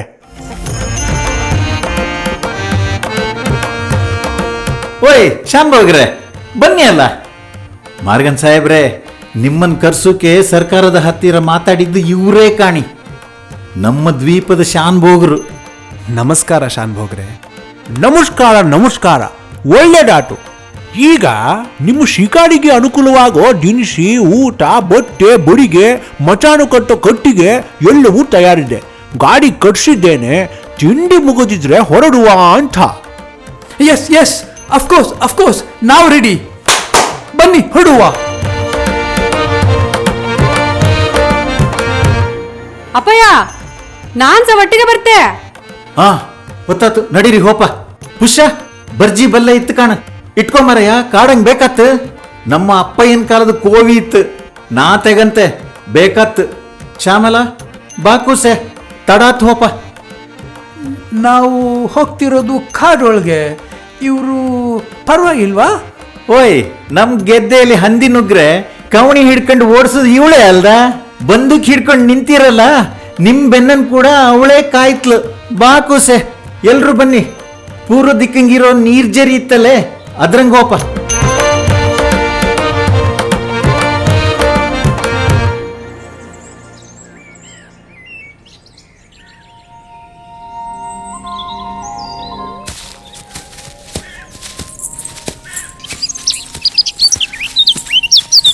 ಸುಮ್ಮನೆ ಅಷ್ಟು ದೂರ ನಡೆಯೋಕ್ಕೆ ಬೋರ್ ಆಗತ್ತೆ. ಒಂದು ಕವಿತೆ ಹೇಳಿ ಲೇಖಕರೇ. ಅಪ್ಪಣೆ ಮಹಾಪ್ರಭು. ನಡೆಯೋಕೆ ನಿಮಗೆ ಬೋರ್. ಈ ನೀರಿನ ಝರಿ ನೋಡಿ, ಬೋರ್ ಗರಿತಿದೆ, ಹಾಗಾಗಿ ಬೋರ್ ಗರೆತ. ನಡೆಯೋಕೆ ನಾವು ನಡೀತಿರೋದು ಕಾಲಲ್ಲಿ, ನಮ್ಮ ಕಾಲ್ ನಡೆತಾ. ನದಿಯ ಬೋರ್ ಗರೆತ, ನಮ್ಮ ಕಾಲ್ ನಡೆತಾ. ಆಹಾ, ಎಷ್ಟು ಚಂದ ಇತ್ತು ಮರ್ರೆ. ಏ ಪುಷ್ಯ, ಆ ವಾದ್ಯ ನುಡ್ಸ, ನಾವು ಆ ಹಾಡಿಗೆ ಸೇರ್ಕೊಂಬ. ವಾ, ಆತಾಯ್ತು. ಅಯ್ಯೋ, ಬೋರ್ಗರೆತ, ನಮ್ಮ ಕಾಲ್ ನಡೆತಾ. ಅಲ್ಲ, ನಾನು ಕವಿತೆ ಆರಂಭಿಸಿ ಒಂದು 4 ಪದ ಹೇಳಿದೆ ಅಷ್ಟೇ, ಇವ್ರು ಹಾಡೇ ಶುರು ಮಾಡ್ಕೊಂಡ್ಬಿಟ್ರಲ್ಲ. ಒಳ್ಳೆ ಶ್ಯಾಮಣ್ಣ ಭಟ್ರು. ಹೌದು ಶ್ಯಾಮಲ ಅವರೇ, ನಾನು ಆಗ್ಲಿಂದ ಕೇಳಬೇಕು ಅಂತಿದ್ದೀನಿ. ನಾನು ನಿಮ್ಮ ಮನೆಯಿಂದ ಹೊರಟಾಗ ಒಂದು ಕೊಡಲಿಯನ್ನು ನೋಡಿದೆ. ಸಾಧಾರಣ ದೇವ್ರ ಪೂಜೆ ಮಾಡೋದು ನೋಡಿದ್ದೀನಿ, ನೀವು ದೇವ್ರ ಜೊತೆ ಕೊಡಲಿಯನ್ನು ಪೂಜೆ ಮಾಡ್ತೀರಲ್ಲ, ಏನದು ಹಿಂದಿನ ಕಥೆ? ಅದು ಪರಶುರಾಮರ ಕೊಡ್ಲಿ. ನಮ್ಮ ಇಡೀ ಕರಾವಳಿ ಪ್ರದೇಶ ಹಾಗೆ ನಮ್ಮ ದ್ವೀಪ ಸೃಷ್ಟಿ ಆದ್ದೇ ಆ ಕೊಡ್ಲಿಯಿಂದ. ಪರಶುರಾಮರು ಪಶ್ಚಿಮ ಘಟ್ಟದ ಸಹ್ಯಾದ್ರಿ ತಪ್ಪಲಲ್ಲಿ ನಿಂತು ಅವ್ರ ಕೊಡ್ಲಿನ ಬೀಸಿ ಬಿಸಾಡ್ತ್ರ. ಅಷ್ಟೊತ್ತಿಗೆ ಅವ್ರಿಗೆ ಹೆದರ್ಕೊಂಡು ಸಮುದ್ರ ರಾಜರು ಹಿಂದೆ ಸರ್ಕಂತ್ರ. ಆ ಹೊತ್ತಿಗೆ ಸೃಷ್ಟಿಯಾದ ಜಾಗವೇ ನಮ್ಮ ಕರಾವಳಿ ಪ್ರದೇಶ. ಆದ್ರೆ ಸಮುದ್ರದ ಉಪ್ಪೆಲ್ಲ ಮೆತ್ಕೊಂಡು ಆ ಜಾಗ ಬರಟೇಲಾಗಿರುತ್ತೆ. ಅಲ್ಲಿ ಒಂದು ಹುಲ್ ಕಡ್ಡಿನೂ ಬೆಳೀತಿಲ್ಲ. ಅಯ್ಯಪ್ಪ, ಹಾವು ಹಾವು! ಹೇ, ಇತ್ತ ಬರೋರಲ್ಲೇ.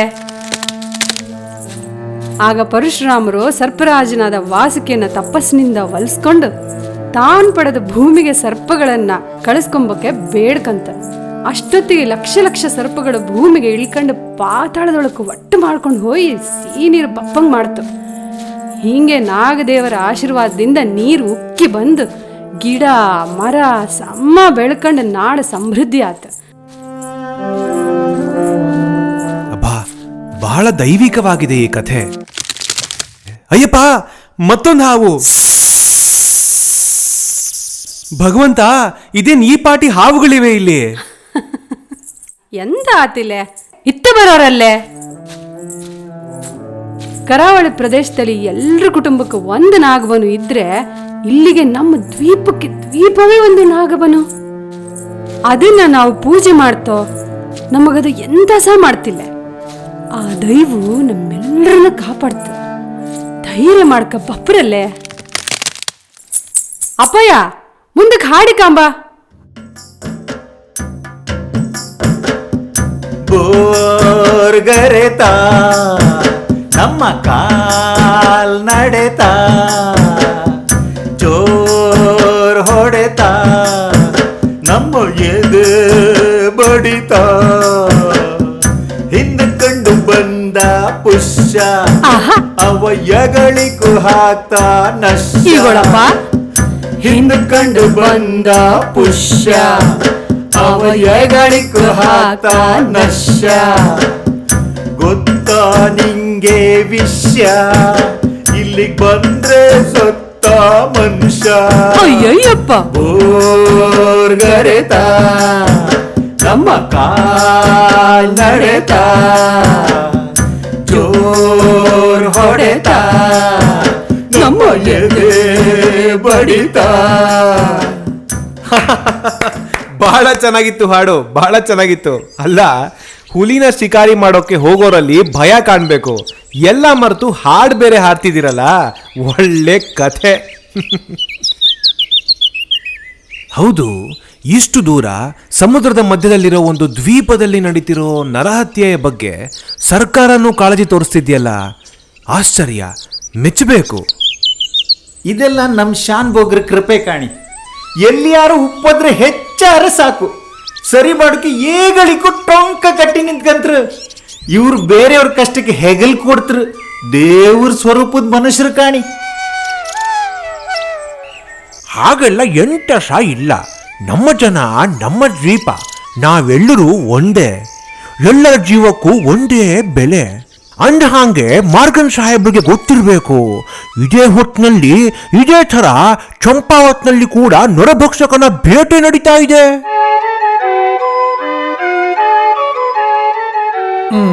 ಹೌದು, ಉತ್ತರಾಖಂಡದಲ್ಲಿರೋ ಚಂಪಾವತ್ ಅನ್ನೋ ಅರಣ್ಯ ಪ್ರದೇಶದಲ್ಲಿ ಇದೇ ಥರ ನರಭಕ್ಷಕನ ಅಟ್ಟಹಾಸ ನಡೀತಿದೆ. ಅದನ್ನ ಶಿಕಾರಿ ಮಾಡೋಕೆ ಅಂತ ಅಲ್ಲಿನ ಸರ್ಕಾರ ನನ್ನ ಸ್ನೇಹಿತ ಜಿಮ್ ಕಾರ್ಬೆಟ್ ಅನ್ನ ಕರೆಸಿದ್ದಾರೆ. ನಾನಾದರೂ ಹೆಸರಿಗೆ ಶಿಕಾರಿ, ಆದರೆ ಅವನು ಪಕ್ಕಾ ಶಿಕಾರಿ. ಅವನು ನನ್ನ ಸ್ನೇಹಿತರಾದರೂ ಪ್ರಾಣಿಗಳನ್ನ ಸುಮ್ಮನೆ ಕೊಲ್ಲೋದ್ರ ಬಗ್ಗೆ ನಮ್ಮಿಬ್ಬರ ಮಧ್ಯೆ ಭಿನ್ನಾಭಿಪ್ರಾಯ ಇದೆ. We must not meddle with other animals life, you know. ಹಾ, ಹೌದೌದು. ಆದರೆ ಒಂದೇ ಕಾಲಕ್ಕೆ ಎರಡು ಬೇರೆ ಬೇರೆ ಜಾಗಗಳಲ್ಲಿ ಹುಲಿ ನರಭಕ್ಷಕ ಆಗಿದೆ ಅಂದರೆ ಆಶ್ಚರ್ಯ. ಏನು ಕಾರಣ ಇರಬಹುದು? ನಮ್ಮ ದೇಶದಲ್ಲೇ ಈ ಎರಡೂ ಘಟನೆಗಳು ಮೊದಲ ಸಲ ಅನಿಸುತ್ತೆ. ಈ ಘಟನೆಗಳು ಇತಿಹಾಸ ಆದರೂ ಆಗಬಹುದು. ನೋಡುವ. ಈ ಬ್ರಹ್ಮರಾಕ್ಷಸ ಇದ್ನಲ್ಲ, ಅವನ್ ಬೇಟೆಯಾಡಿ ನಾವೆಲ್ಲ ಉಳ್ಕೊಂಡ್ರೆ ಕಡಿ ಕಾಂಬ ಶಾನ್ ಬೋಗ್ರೆ. ಈಗ ಹೆಜ್ಜೆ ಗುರ್ತು, ಹೆಜ್ಜೆ ಗುರ್ತು.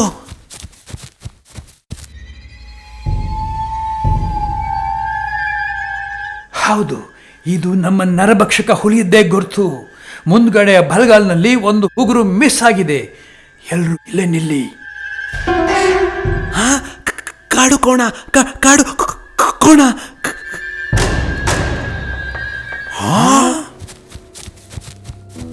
ಓಯ್, ಎಂತ ಮಾರ್ರೆ, ಭಯಂಕರ! ಆ ವ್ಯಾಘ್ರ ಕಾಡು ಕೋಣನ್ನ ಕೊಂದು ಇಲ್ಲೇ ಬಿಟ್ಟು ಹೋಗಿತ್ತು. ಇವತ್ತು ನಮ್ ಕ್ಯಾಂಪಿಂಗ್ ಇಲ್ಲೇ. ಈ ಕೋಣವನ್ನು ತಿನ್ನೋಕೆ ರಾತ್ರಿ ಆ ಹುಲಿ ಬಂದೇ ಬರುತ್ತೆ. Let start building platform. ನೀವೆಲ್ಲರೂ ಸೇರಿ ಇಲ್ಲಿ ಭದ್ರವಾಗಿರೋ ಕಟ್ಟಿಗೆಯ ಗುಡ್ಸ್ಲು ಕಟ್ಟಿ. ಸಂಜೆವರೆಗೆ ಸಮಯ ಇದೆ ನಮ್ಗೆ. ನಾನು ರಾತ್ರಿ ಮರದ ಮೇಲೆ ಕೂತು ಕಾದು ಆ ಹುಲಿನ ಹೊಡಿತೀನಿ. Let start walking. ನಡೀರಿ ನಡೀರಿ. ಹೇ ಪುಷ್ಯ, ಎಲ್ಲ ಹೋತ? ಇತ್ತ ಬಾ ಮಾರಾಯ. ನೋಡ್ಕೊಂಡ್ ತಿರ್ಗಿ ಆಚೆ ನೋಡು. ಶ್ಯಾಮ್ಲ ಕಟ್ಟಿಗೆ ಕೂಡ.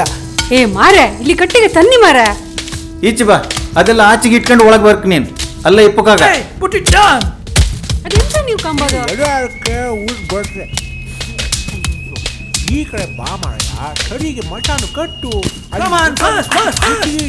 ಈ ಕಡೆ ತಗೊಳ್ಳಿ, ಈ ಕಡೆ ತಗೊಳ್ಳಿ. ಅಲ್ಲ, ಮಚಾನ್ ಕಟ್ಟೋಕೆ ಈಸ್ಟ್ ಈಸ್ಟ್ ಈಸ್ಟ್ ಎತ್ತರ ಅದೇ ಸಾಕಲ್ಲ. ನೀವ್ ಮನ್ ಮೇಲೆ ಹತ್ತು ಬೇಗ ಬೇಗ.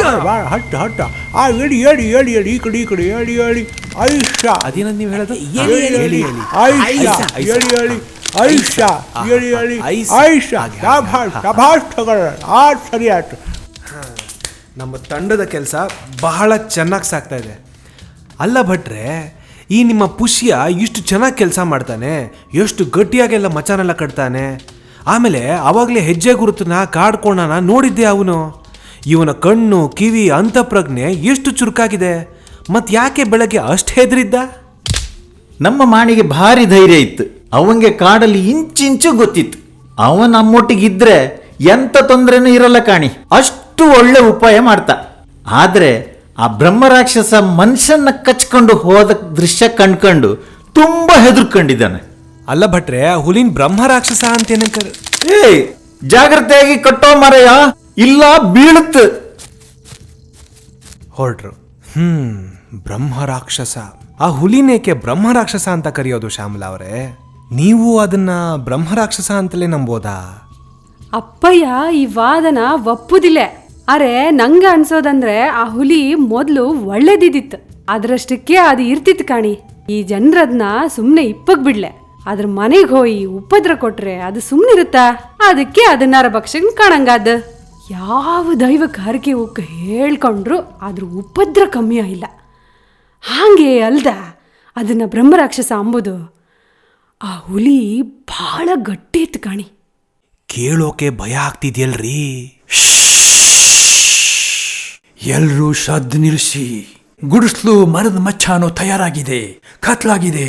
ಒಂಚೂರು ಶಬ್ದ ಆಗ್ದಿರೋ ಹಾಗೆ ಪೇಷನ್ಸ್ ಇಂದ ಅರ್ಧ ರಾತ್ರಿವರೆಗೆ ಕಾಯ್ಬೇಕು.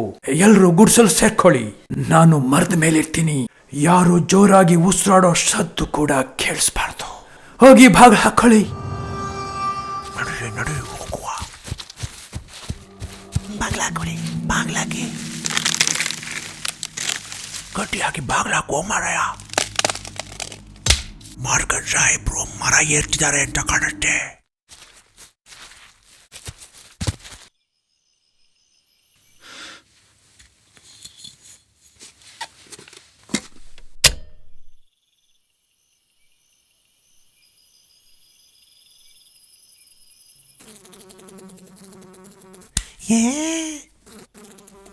ಅಯ್ಯೋ, ಅದ್ಯಾಕೋ ಪುಷ್ಯ ಹಾಗೆ ಒದ್ದಾಡ್ತಿದ್ಯಾ? ಸಿಕ್ಕಾಪಟ್ಟೆ ಸೊಳ್ಳೆ ಕಚ್ತಿದೆ ಶಾನ್ಭೋಗ್ರೆ. ಹೇ ಪುಷ್ಯ, ಸುಮ್ನಿರೋ. ಹುಲಿ ಬರುತ್ತೆ ಅನ್ನೋ ಭಯದಲ್ಲಿ ನಾವು ಒದ್ದಾಡ್ತಿದ್ರೆ ಸೊಳ್ಳೆ ಅಂತೆ ಸೊಳ್ಳೆ. ಒಳ್ಳೆ ಕಟೆ ಮಾರಾಯ ನಿಂದು. ಈಗ ಯಾರು ನಾವು ಮಾತಾಡೋದು ಬೇಡ, ನಿಶ್ಶಬ್ದವಾಗಿ ಇರೋಣ.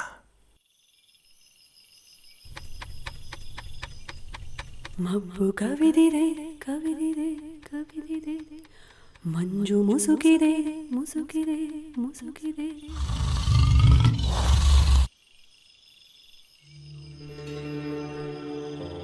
ಹುಲಿ ಹತ್ರದಲ್ಲೇ ಎಲ್ಲೋ ಇದೆ.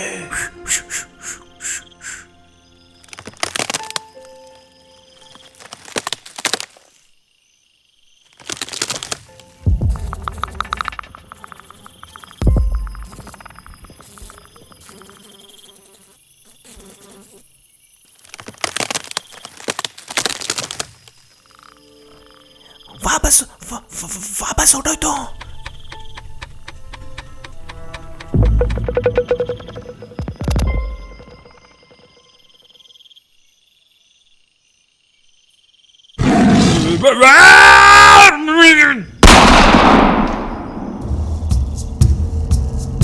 ಪಶ್ಚಿಮ ದಿಕ್ಕಿನಿಂದ ಸದ್ದು ಬಂತು. ಮಾಡ್ಕೊಂಡು ಸಾಹೇಬ್ರು ಗುಂಡು ಹಾರಿಸಿದ್ರು. ಆ ಗುಂಡು ಹುಲಿ ತಾಕ್ತಾ. ಎಲ್ರೂ ಹೊರಗ್ ಬನ್ನಿ, ಹೊರಗ್ ಬನ್ನಿ. ಸದ್ದು ಮಾಡ್ತಾ ಪಶ್ಚಿಮ ದಿಕ್ಕಿಗೆ ಹೋಗುವ. ಬೇಗ ಬೇಗ. ಮಾಡ್ಕೊಂಡು ಸಾಹೇಬ್ರು ಕರೀತಿದ್ದಾರೆ, ಬೇಗ ನುಡಿಲಿ. ಪುಷ್ಯ ಬಾಗ್ಲಿ ತೆಗಿ. ಪಶ್ಚಿಮ ದಿಕ್ಕಲ್ಲಿ ಯಾರಿಗೋ ಅಪಾಯ ಆಗಿದೆ.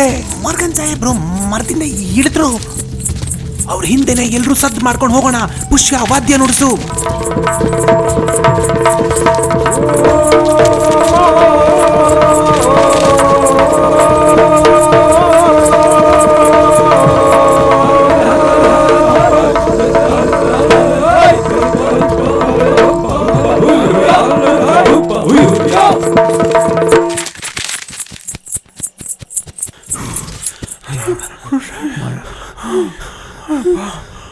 ಛೇ ಛೇ, ಆ ಹುಲಿ ನಮ್ಮ ಕೈಯಿಂದ ತಪ್ಪಿಸ್ಕೊಳ್ತು. ನಮ್ಮ ಕಣ್ಣೆದ್ರೆ ಮತ್ತೊಂದು ನರಬಲಿ. ಇದು ಹೇಗಾಯ್ತು? ಇಷ್ಟೆಲ್ಲ ಕಾದ್ರೂ ಅದು ಸಿಗ್ಲೇ ಇಲ್ಲ. ಆ ನರಭಕ್ಷಕ ತುಂಬಾ ಇಂಟೆಲಿಜೆಂಟ್, ಕಾಡು ಕೋಣನ ಇಲ್ಲಿ ಕೊಂದು ನಮ್ಮನ್ನ ಫೂಲ್ ಮಾಡಿ ಮತ್ತೊಂದು ನರಬಲಿ ಪಡೆದಿದೆ. ನಾವು ಕೋಣವನ್ನ ಕಾಯ್ತಾ ಕೂತ್ರೆ ಅದು ಮನುಷ್ಯರ ಬಲಿ ತಗೊಳುತ್ತೆ. ನಾವು ಬೇರೆ ಕಡೆ ಹೋದ್ರೆ ಅದು ಈ ಕೋಣವನ್ನು ಬಂದು ತಿನ್ನುತ್ತೆ. It is playing with us. ಒಂದು ಹುಲಿಗೆ ಅಷ್ಟೆಲ್ಲ ಬುದ್ಧಿವಂತಿಕೆ ಇರುತ್ತಾ? ಒಂದು ನರಭಕ್ಷಕ ಹುಲಿ ನಮಗಿಂದ ತುಂಬಾ ಪಟ್ಟು ಜಾಸ್ತಿ ಬುದ್ಧಿಶಾಲಿ ಆಗಿರುತ್ತೆ. ನೀವು ಹೇಳ್ತಿರೋದು ನೋಡಿದ್ರೆ ನಾವು ಅದನ್ನ ಅಲ್ಲ, ಅದು ನಮ್ಮನ್ನ ಸದಾ ಗಮನಿಸ್ತಾ ಇದೆ, ನಮ್ಮನ್ನ ಸದಾ ಹಿಂಬಾಲಿಸ್ತಿದೆ. You are right. ಛೇ, ಇನ್ಮೇಲೆ ನಾವು ನಿಲ್ಲೋ ಹಾಗಿಲ್ಲ. ಬನ್ನಿ ಎಲ್ರು, ಆ ಹುಲಿನ ಹಿಡಿಲೇಬೇಕು. ಓ, ನಮ್ಮ ಕಣ್ಣೆದುರಲ್ಲೇ ನರಬಲಿ, ತಡೆಯೋಕೆ ಬಂದವರು ನಾವಿಲ್ಲಿ. ಕೂಳನಾಗಿದ್ದು ದುಷ್ಟವ್ಯಾಘ್ರನು, ಬ್ರಹ್ಮರಾಕ್ಷಸನಾಗಿತ್ತು, ಬಲಿಯ ಪಡೆದಿತ್ತು, ನರಬಲಿಯ ಪಡೆದಿತ್ತು.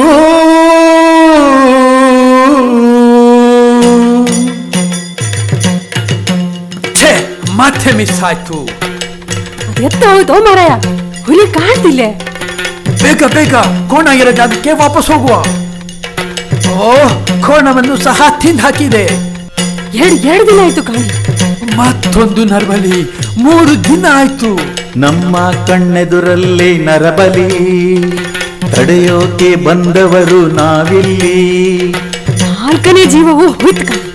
5 ದಿನ ಆದ್ರೂ ಸಿಕ್ಕನೇ ಇಲ್ಲ. 1 ವಾರ ಆಯ್ತಲ್ಲೋ ಮಗ. 1 ವಾರ ಆಗೋಯ್ತು. ಇನ್ನು ಎಷ್ಟು ದಿವಸ ಅಂತ ಹುಡ್ಕೋದು? ದ್ವೀಪ ಎಲ್ಲ ಹುಡುಕಿದಾಯ್ತು ಮಾರೆ.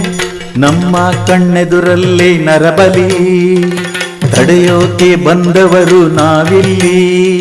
ಕೋವಿಯನ್ನು ಧರಿಸಿ ಶಿಕಾರಿ ಬಂದನು, ಬಲ್ಲೆಗಳನ್ನು ಹಿಡಿದು ನಾವೆಲ್ಲ ಬಂದೆವು.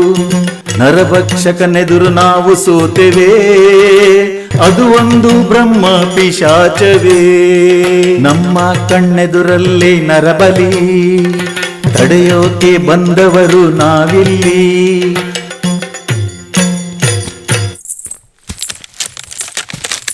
ನಡೆದು ಹುಡುಕಿ ಸುಸ್ತಾಯ್ತು ಮಾರ, ಸ್ವಲ್ಪ ಹೊತ್ತು ಕೂರುವಣ. ಹೌದು ಶಾನ್ ಭೋಗ್ರೆ, ಅಲ್ದು ಸುಸ್ತಾಗಿದೆ. ಸ್ವಲ್ಪ ಹೊತ್ತು ಕೂರೋಣ ಇಲ್ಲೇ.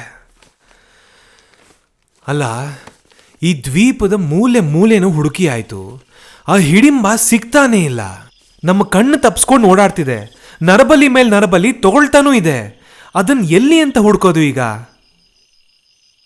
ನಮಗೆ ಬೇರೆ ಎಂಥ ದಾರಿನೂ ಇಲ್ಲ. ನಾವು ಈ ದ್ವೀಪದ ಹೃದಯ ಭಾಗಕ್ಕೆ ಹೋಗ್ಲೇಬೇಕಾತ್ತು. ಆ ಬ್ರಹ್ಮರಾಕ್ಷಸ ಅಲ್ಲೇ ಇಪ್ಪುದಂತ ನನ್ನ ಮನ್ಸಂಗೆ ಹೇಳ್ತಿತ್ತು. ಅಲ್ಲಿ ಹೋಗದೆ ನಮಗೆ ಬೇರೆ ವಿಧಿ ಇಲ್ಲ. ದ್ವೀಪದ ಹೃದಯ ಎಂತ ಹೇಳ್ತಿದ್ದೀರಿ ಮಾರ್ರೆ? ದ್ವೀಪದ ಹೃದಯ ಭಾಗ ಅತ್ಯಂತ ಭಯಾನಕ. ದಟ್ಟ ಕಾಡು ಪ್ರಾಣಿಗಳು, ಘಟ ಸರ್ಪಗಳು, ಅದರ ನಡುವೆ ಈ ಬ್ರಹ್ಮ ರಾಕ್ಷಸ. ಅಲ್ಲಿಗೆ ಹೋದ್ರೆ ಬದುಕಿ ಹೊರಗೆ ಬರುವುದೇ ಕಷ್ಟ.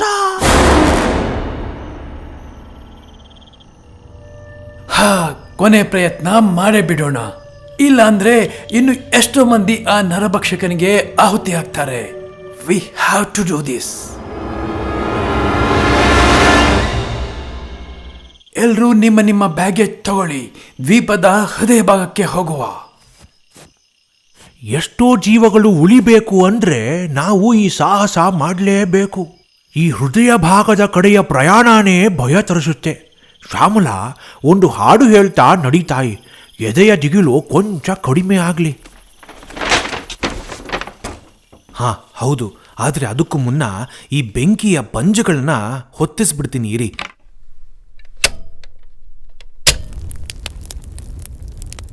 ಎಲ್ಲರೂ ಈ ಬೆಂಕಿಯ ಪಂಜುಗಳನ್ನ ಕೈಯಲ್ಲಿ ಇಟ್ಕೊಳ್ಳಿ. ಒಂದೊಂದು ಹೆಜ್ಜೆನೂ ಜಾಗೃತವಾಗಿಡಿ. ಹಗಲು ಕಳೆದು ರಾತ್ರಿ ಆಗಿದೆ. ಹಕ್ಕಿಗಳು ಗೂಡನ್ನ ಸೇರಿಯಾಗಿದೆ.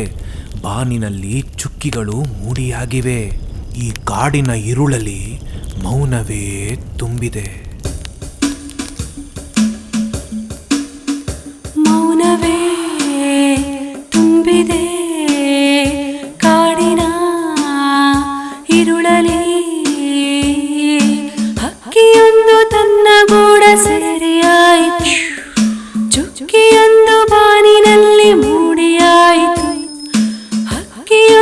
ತನ್ನ ಗೂಡ ಸೇರಿಯಾಯಿತು, ಚುಕ್ಕಿಯೊಂದು ಬಾನಿನಲ್ಲಿ ಮೂಡಿಯಾಯಿತು. ಆ ವೇಳೆಗೆ ಕಳ್ಳ ಹೆಜ್ಜೆ ಹಾಕುತ್ತಾ ನಡೆದು ಬಂದಿತು ಒಂದು ಕ್ರೂರ ಪ್ರಾಣಿಯು. ಬಾಬಾ ಮೌನವೇ ತುಂಬಿದೆ ಕಾಡಿನ ಇರುಳಲಿ. ಬಾಬಾ ಬಾಬಾ ಬಾಬಾ ಬಾಬಾ ಬಾಬಾ ಬಾಬಾ ತಾನನಾನನ ಬಾಬಾ ತಾನನಾನನ ಬಾಬಾ ತಾನನಾನನ ತಾನೆ ನಾನೇನ ಬಾಬಾ ಬಾಬಾ. ಹಸಿದ ವ್ಯಾಘ್ರ ಕತ್ತಲಲ್ಲಿ ಹೊಂಚು ಹಾಕಿದೆ, ಅದರ ಕಣ್ಣು ಬೇಟೆಗಾಗಿ ಹುಡುಕಾಡಿದೆ.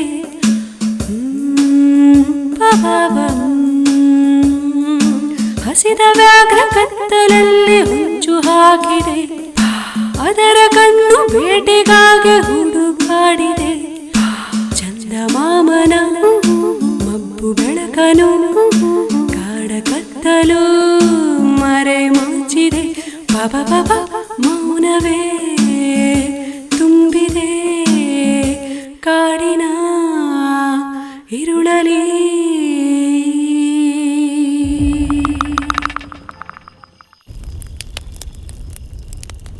ನಾವೀಗ ಈ ನಿಗೂಢ ದ್ವೀಪದ ಹೃದಯ ಭಾಗದ ದಟ್ಟ ಕಾಡಿನೊಳಗೆ ಕಾಲಿಟ್ಟಿದ್ದೀವಿ. ಬ್ರಹ್ಮ ರಾಕ್ಷಸ ಹಿಡಿಂಬೆಯ 2 ಹೊಳೆವ ಕಂಗಳು ನಮ್ಮನ್ನೇ ನೋಡ್ತಾ ಇದ್ದೀಯೇನೋ ಅಂತ ಭಾಸವಾಗ್ತಿದೆ. ಹೊಳೆವ ಹೊಳೆವ ಹೊಳೆವ ಹೊಳೆವ ಕಣ್ಗಳು ಕಣ್ಗಳು ಕಣ್ಗಳು ಕಣ್ಗಳು. ಇಲ್ಲೇ ಸಮೀಪದಲ್ಲಿ ಹಿರಿಯಜ್ಜರಿದ್ದಾರೆ, ಅವರ ಆಶೀರ್ವಾದ ಪಡೆದು ಮುಂದೆ ಹೋಗುವ.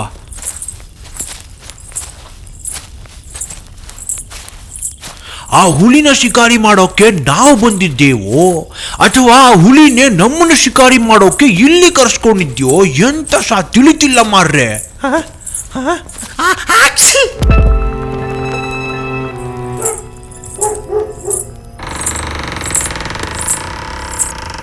ಯಾರದು ಈ ಸರಿ ಹೊತ್ನಲ್ಲಿ ಇಲ್ಲೇ ಅಂತ ಮಾಡ್ತಿದ್ದೀರಾ?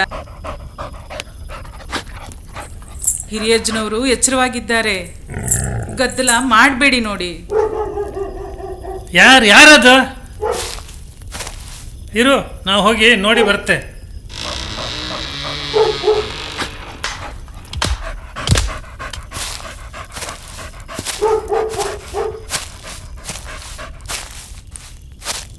ಓಯ್, ನಮ್ಮ ಶಾನ್ ಬಾರ್ ಅಲ್ದ ಇದೆಂತ ದಿಢೀರಂತ 20ನಾಗೆ? ಅಯ್ಯೋ, ಅದೊಂದು ದೊಡ್ಡ ಕಥೆ ಮಾರ್ರೆ, ಮತ್ತೆ ಎಲ್ಲ ಹೇಳ್ತೇನೆ. ಈಗಲೇ ನಾವೆಲ್ಲರೂ ಹಿರಿಯಜ್ಜಾರ ದರ್ಶನ ಮಾಡಬೇಕು ಕಾಣೆ. ನಿಂತ ಕಾಲ್ನಲ್ಲಯ್ಯ. ಸರಿ, ಬನ್ನಿ ಬನ್ನಿ ಹೋಗುವ, ಎಲ್ಲರೂ ಬನ್ನಿ.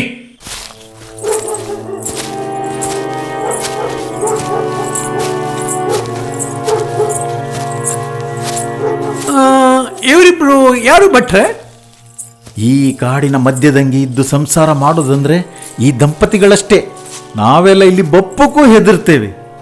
ಹಿರಿಯಜ್ಜ ಇದ್ರಲ್ಲ, ಅವ್ರನ್ನ ಕಂಡು ದರ್ಶನ ಮಾಡೋಕೆ ಮಾತ್ರ ಬತ್ತು.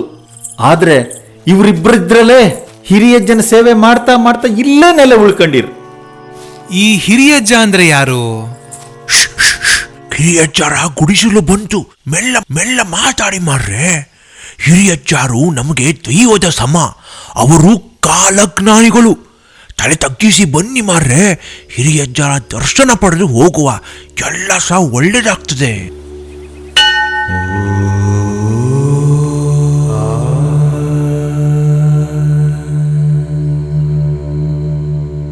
ಕಾಲಜ್ಞಾನ ಮಹಾಜ್ಞಾನ ಆ ದೈವಕ್ಕೆ ಸಮರ್ಪಿತ. ಕಾಲಜ್ಞಾನ ಮಹಾಜ್ಞಾನ ಆ ದೈವಕ್ಕೆ ಸಮರ್ಪಿತ. ಬನ್ನಿ ಬನ್ನಿ ಬನ್ನಿ ಬನ್ನಿ ಬನ್ನಿ, ಈಗ ಬನ್ನಿ, ಈಗ ಬನ್ನಿ, ಬನ್ನಿ ಬನ್ನಿ ಬನ್ನಿ ಬನ್ನಿ. ಕೂತ್ಕೊಳ್ಳಿ ಕೂಕಳಿ ಕೂಕಳಿ ಕೂಕಳಿ ಕೂಕಳಿ. ಹಿರಿಯಜ್ಜರಿಗೆ ಪ್ರಣಾಮ ಮಾಡಿದ್ವಿ.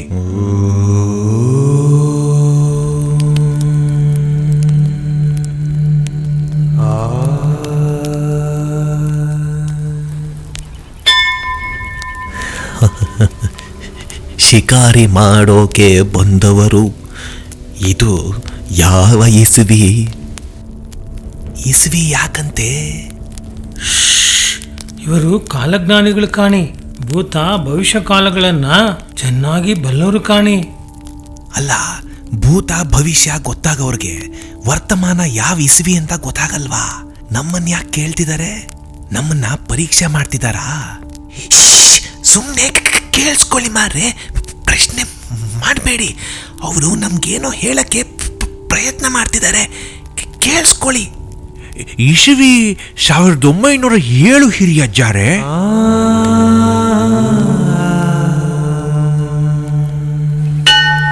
ಕಾಲಜ್ಞಾನ ಮಹಾಜ್ಞಾನ ಆ ದೈವಕ್ಕೆ ಸಮರ್ಪಿತ. 1907. ಈ ವರುಷ ಪುಣ್ಯವಂತ ಆತ್ಮಗಳ ಜನನ ಆಗತ್ತೆ. ಈ ವರುಷ ಆಗಲೇ ಅಲ್ಲೆಲ್ಲೋ ಒಂದು ಮಗು ಹುಟ್ಟಿದೆ. ಆಧ್ಯಾತ್ಮಿಕತೆಗೆ, ಮನುಷ್ಯತ್ವಕ್ಕೆ ಆ ಮಗು ಉದಾಹರಣೆಯಾಗ್ತಾನೆ. 100 ವರ್ಷಗಳಾದ ಮೇಲೆ ಅವ ನಡೆದಾಡುವ ದೇವರಾಗ್ತಾನೆ. ಜ್ಯೋತಿ ಬೆಳಗುತ್ತಿದೆ, ಪರಂಜ್ಯೋತಿ ಬೆಳಗುತ್ತಿದೆ.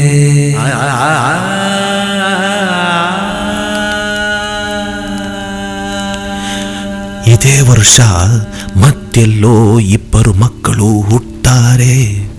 ಭಾರತ ಮಾತೆಯ ಸ್ವಾತಂತ್ರ್ಯಕ್ಕಾಗಿ ಹೋರಾಡಿ ತಾಯ್ನಾಡಿಗಾಗಿ ತಮ್ಮ ಪ್ರಾಣನೇ ಅರ್ಪಿಸ್ತಾರೆ. ಸುಖದೇವ್ ಥಾಪರ್, ಭಗತ್ ಸಿಂಗ್. ಸರ್ಫರೋಶಿ ಕಿ ತಮನ್ನಾ, ಸರ್ಫರೋಶಿ ಕಿ ತಮನ್ನಾ.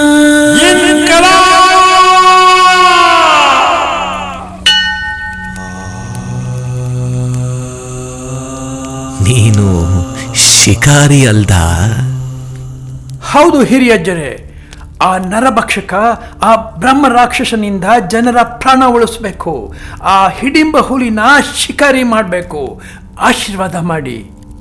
ಅಲ್ಲೆಲ್ಲೂ ಉತ್ತರದಲ್ಲೂ ನರಬಲಿ, ನಮ್ಮ ದ್ವೀಪದಲ್ಲೂ ನರಬಲಿ.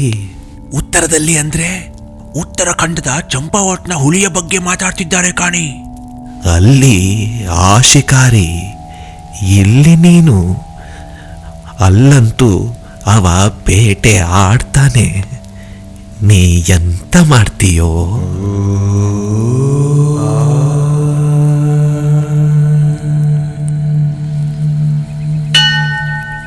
ಬೇಟೆ ಆಡ್ಲೇಬೇಕಲ್ವಾ ಹಿರಿಯಜ್ಜರೇ?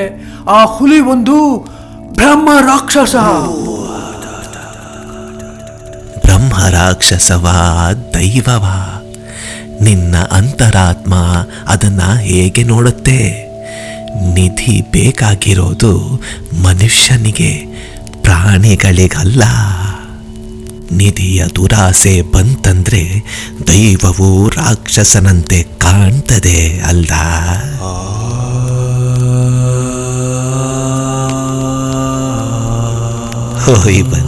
ಹೋಯ್ ಬನ್ನಿ, ನಿಮಗೆ ಒಳ್ಳೆಯದಾಗಲಿ. ತಿಳಿ ದೈವದ ಮುಂದೆ ಎಲ್ಲರೂ ತಲೆ ಬಾಗಲೇಬೇಕು. ಕಾಲಜ್ಞಾನ ಮಹಾಜ್ಞಾನ ಆ ದೈವಕ್ಕೆ ಸಮರ್ಪಿತ.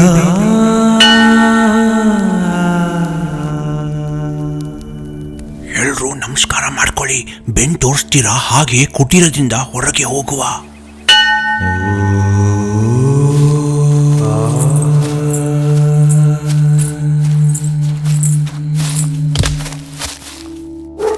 ಅಬ್ಬಾ, ಎಂಥ ದಿವ್ಯ ಶಕ್ತಿ ಇದೆ ಹಿರಿಯಜ್ಜನಿಗೆ. ಅವರ ಕಣ್ಣಲ್ಲಿ ದೈವತ್ವ ಕಾಣ್ತಿತ್ತು.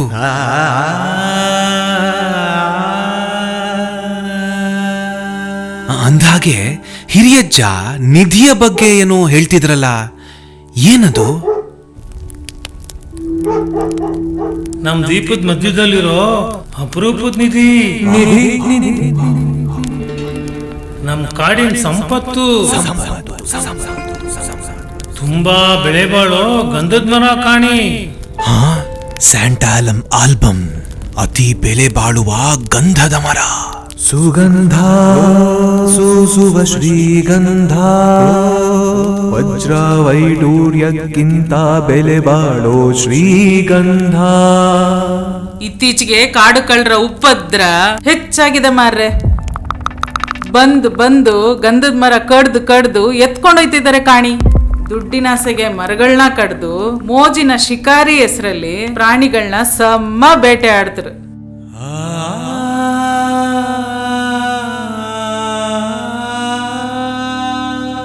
ಅಯ್ಯೋ ರಾಮ, ಹಣದ ಲೋಭ, ಶಿಕಾರಿಯ ಮೋಜು. ನನಗೆ ಈ ಅರಣ್ಯದ ಆಕ್ರಂದನ ಕೇಳಿಸ್ತಾ ಇದೆ, ಅದರಲ್ಲಿರೋ ಪ್ರಾಣಿಗಳ ರೋದನ ಕೇಳಿಸ್ತಾ ಇದೆ. ಕಡೀರೋ ಮರ, ಕಡೀರೋ. ಒಂದೊಂದು ದಿಮ್ಮಿಗೂ ಚಿನ್ನಕ್ಕಿನ್ನ ಜಾಸ್ತಿ ಬೆಲೆ ಇದೆ. ಆಯ್ಸಾ ಕಡೀರೋ. ನಾನಿವತ್ತು ಒಂದು ಪ್ರಾಣಿ ಹೊಡಿತೀನಿ, ನೀನೆಷ್ಟು ಹೊಡಿತೀಯ ನೋಡ್ತೀನಿ. ನಮ್ಮಪ್ಪನ ಕಾಲದಿಂದಲೂ ನಾವು ಬೇಟೆಗಾರರು. ನಿನಗಿಂತ ನಾನೇ ದೊಡ್ಡ ಬೇಟೆಗಾರ. ನಾನ್ ನಿನಗಿಂತ ಜಾಸ್ತಿ ಪ್ರಾಣಿಗಳನ್ನ ಹೊಡಿತೀನಿ.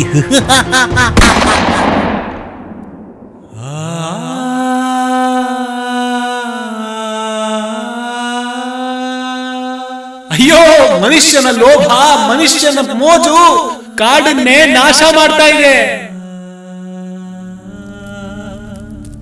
ಈ ಕಾಡು ತನ್ನ ಮೌನದ ಮೂಲಕ ತಾನು ಅನುಭವಿಸಿರೋ ನೋವನ್ನ ನಮಗೆ ಹೇಳ್ಕೋತಾ ಇದೆಯೇನೋ ಅಂತ ಭಾಸವಾಗ್ತಿದೆ. ಅಂದಾಗೆ ಈ ಕಾಡು ಅನುಭವಿಸಿರೋ ನೋವಿಗೂ ನಮ್ಮ ಹಿಡಿಂಬ ಹುಲಿ ನರಭಕ್ಷಕ ಆಗಿರೋದಕ್ಕೂ ಏನಾದ್ರೂ ಸಂಬಂಧ ಇದೆಯಾ? ಹಿರಿಯಜ್ಜಾರ್ ಹೇಳಿದ್ದ ಆ ನಿಧಿ, ಶ್ರೀಗಂಧದ ಮರ, ಅರಣ್ಯದ ನಾಶ, ಪ್ರಾಣಿಗಳ ಬೇಟೆ, ನರಭಕ್ಷಕಳಾದ ಹಿಡಿಂಬ. ಮೊದ್ಲೆಲ್ಲ ಆ ಹುಲಿ ತನ್ ಪಾಡಿ ತಾನಿರ್ತಿದ್ ಕಾಣಿ. ಯಾವಾಗ ಮನುಷ್ಯ ಅದ್ರ ಮನೆಗೆ ಲಗ್ಗೆ ಇಟ್ನೋ ಆಗ ಅದು ತನ್ನ ಮನೆ ಉಳಿಸ್ಕೊಳ್ಳೋಕೆ ಬ್ರಹ್ಮ ರಾಕ್ಷಸ ಆಯ್ತ್ ಕಾಣಿ. ಈಗ ವ್ಯಾಘ್ರನ ಉಗ್ರ ಸ್ವರೂಪ ಮಿತಿ ಮೀರಿದ ಲೆಕ್ಕಕರೆ. ಈ ದ್ವೀಪದಲ್ಲಿ ಬದುಕುತ್ತಿರೋ ನಾವೆಲ್ಲರೂ ಭಯದಿಂದಲೇ ದಿನ ದೂಡೋ ತರ ಆಗಿದೆ ಮರ್ರೆ. ಇವಳು ಇಷ್ಟು ಉಗ್ರ ಸ್ವರೂಪ ತಾಳಿ ಇವಳು ಬ್ರಹ್ಮರಾಕ್ಷಸಲಾದ ಮೇಲೆ ತಾನೇ ಆ ಹೆಸರು ಇವಳಿಗೆ ಬಂದದ್ದು. ಅದು ನರ್ಬಲಿ ತಕ್ಕೊಳಕ್ಕೆ ಶುರು ಮಾಡಿದ್ಮೇಲಂತೂ ಅದನ್ನ ಹಿಡಿಂಬ ಅಂಬೋ ಹೆಸರಿಂದ ಕರೆಯೋಕೆ ಶುರು ಮಾಡ್ತ್ರ. ಈಗದು ಯಾವ ದೈವಕ್ಕೆ ಬಗ್ಗದ ಕಾಣೆ. ನರಬಲಿ ಮೇಲೆ ನರಬಲಿ ತಕ್ಕೊಳ್ತಾನೇ ಇತ್ತು. ಅಯ್ಯೋ ರಾಮ, ಪರಿಸ್ಥಿತಿ ಎಷ್ಟು ಗಂಭೀರವಾಗೋಗಿದೆ. ಈಗ ನಾವ್ ಏನ್ ಮಾಡೋದು? ಜೀವಶಾಸ್ತ್ರಜ್ಞರೇ, ಈಗ ನಮ್ಗೆ ಉಳ್ದಿರೋ ದಾರಿ? We have no other option. ನಮ್ಗೆ ಬೇರೆ ಯಾವ ದಾರಿನೂ ಇಲ್ಲ. ಆ ಬ್ರಹ್ಮ ರಾಕ್ಷಸನಿಗೆ ಮುಖಾಮುಖಿ ಆಗ್ಲೇಬೇಕು. ನನಗೂ ಇದು ಬಿಟ್ರೆ ಬೇರೆ ಯಾವ ದಾರಿಯೂ ಕಾಣ್ತಿಲ್ಲ. ಹಿರಿಯಜ್ಜಾರ ಆಶೀರ್ವಾದ ಪಡೆದಿದ್ದೇವೆ. ಏನಾಗ್ತದೋ ಆಗ್ಲಿ, ನಡೀರಿ ಹೋಪ. ನೀವು ಹೋಯ್ತು ಬನ್ನಿ ಮರ್ರೆ, ನಾವು ಬರೋದಿಲ್ಲ. ಜಾಗ್ರತೆ. ನಿಮ್ಮಿಷ್ಟ ರಾಯ್ರೆ. ಜೀವಶಾಸ್ತ್ರಜ್ಞರೇ, ಬನ್ನಿ ಹೊರಡುವ. ಭಟ್ರೆ, ಶಾನ್ಭೋಗ್ರೆ, ಶ್ಯಾಮಲ, ಪುಷ್ಯ, ನಾವೆಲ್ಲರೂ ಜೀವಶಾಸ್ತ್ರಜ್ಞರ ಬೆನ್ನು ಸದಾ ಕಾಯಬೇಕು. ಜೀವಶಾಸ್ತ್ರಜ್ಞರು ಕೋವಿ ಹಿಡ್ಕೊಂಡು ಮುಂದೆ ಮುಂದೆ ಹೋಗ್ತಿರ್ತಾರೆ. ನಾವೆಲ್ಲರೂ ಅವರ ಅಕ್ಕಪಕ್ಕನೇ ನಿಂತು ಅವರಿಗೆ ರಕ್ಷಣೆ ಕೊಡಬೇಕು.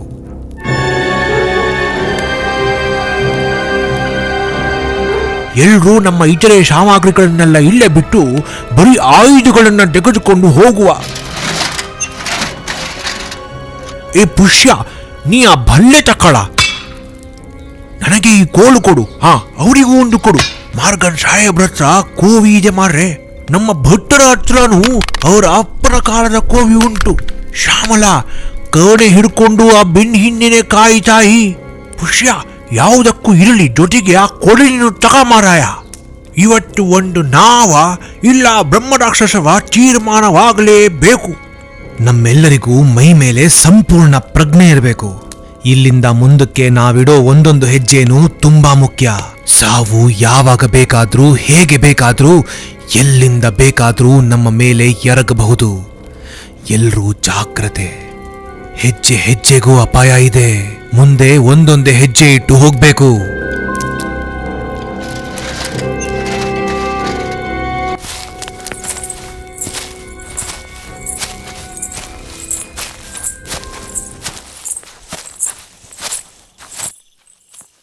ಶ್ಯಾಮಲಕ್ಕ, ಮಬ್ಬು ಕವಿದಿದೆ,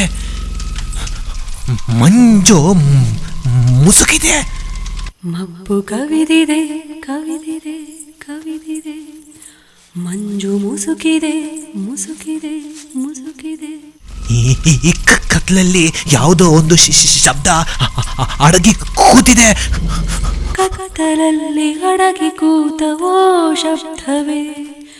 ಆ ಶಬ್ದ ಹಿಡಿಂಬಾದೋ ಏನೋ, ಆ ಶಬ್ದ ಏನಾದ್ರು ಹತ್ರ ಬಂದ್ಬಿಟ್ರೆ.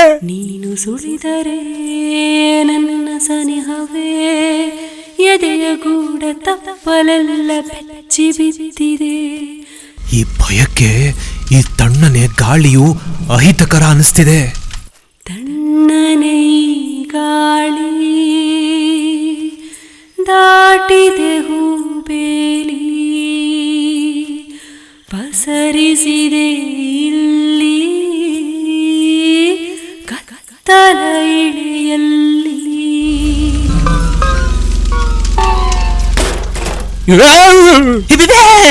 ನನಗೆ ಯಾಕೋ ಡಿಕ್ಕಿ ಹೊಡೆದಿಯೇ ಮಾರಾಯ. ಶಾನ್ ಭೋಗ್ರೆ, ಇಲ್ಲಿ ದಾರಿ ಇಬ್ಬಾಗಾಗಿದೆ. ನಾವು ಒಂದು ಕವಲು ದಾರಿಗೆ ಬಂದು ನಿಂತಿದ್ದೀವಿ. ಯಾವ ಕಡೆ ಹೋಗೋದು? ಇಂಥ ಸಮಯದಲ್ಲಿ ಒಂದು ಅದೃಶ್ಯ ಕರೆ ನಮ್ಮನ್ನ ಕರೆಯುತ್ತೆ. ನಮಗೆ ಅರಿವಿಲ್ಲದಂತೆ ಆ ಕರೆಗೆ ನಮ್ಮ ಮನಸ್ಸು ಸ್ಪಂದಿಸುತ್ತೆ. ಹಿಡಿಂಬಾಳಿಂದ ಬರ್ತಿರೋ ಆ ಸಾವಿನ ಕರೆ ಎಡಗಡೆಯ ದಿಕ್ಕಿನಿಂದ ಬರ್ತಿರೋ ಹಾಗೆ ಮನಸ್ಸಿಗೆ ಭಾಸವಾಗ್ತಾ ಇದೆ. ಆ ಕಡೆನೇ ಹೋಗೋಣ.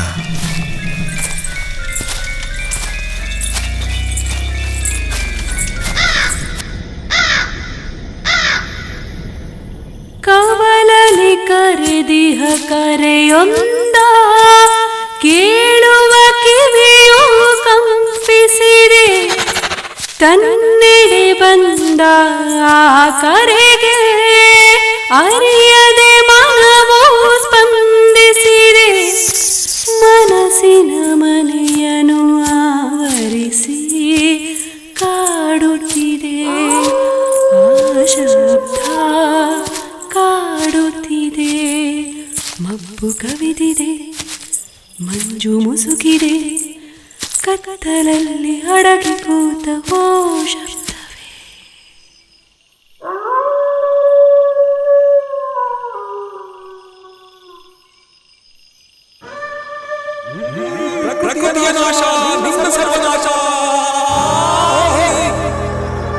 ಶಾನ್ ಭೋಗ್ರೆ, ನಿಮ್ಗೆ ಆ ಸದ್ದು ಕೇಳಿಸ್ತಾ? ಅಯ್ಯೋ ಸುಮ್ಮನಿರ್ರಿ, ಹೆದರಿಕೆಗೆ ಹೃದಯ ಬಾಯಿಗೆ ಬರ್ತಾ ಇದೆ. ನಡಿ ಅಷ್ಟು ಜೋರಾಗಿ ಊಳಿಟ್ಟಿದೆ ಮಾರಾಯರೆ, ಕೇಳಿಸ್ತಾ ಅಂತ ಕೇಳ್ತಿರಲ್ಲ. ಅಲ್ಲ ಅಲ್ಲ, ನರಿ ಉಳಿಡ್ತಿರೋ ಶಬ್ದ ಅಲ್ಲ. ಈಗಷ್ಟೇ ಯಾರೋ ಏನೋ ಮಾತಾಡಿದ್ರು.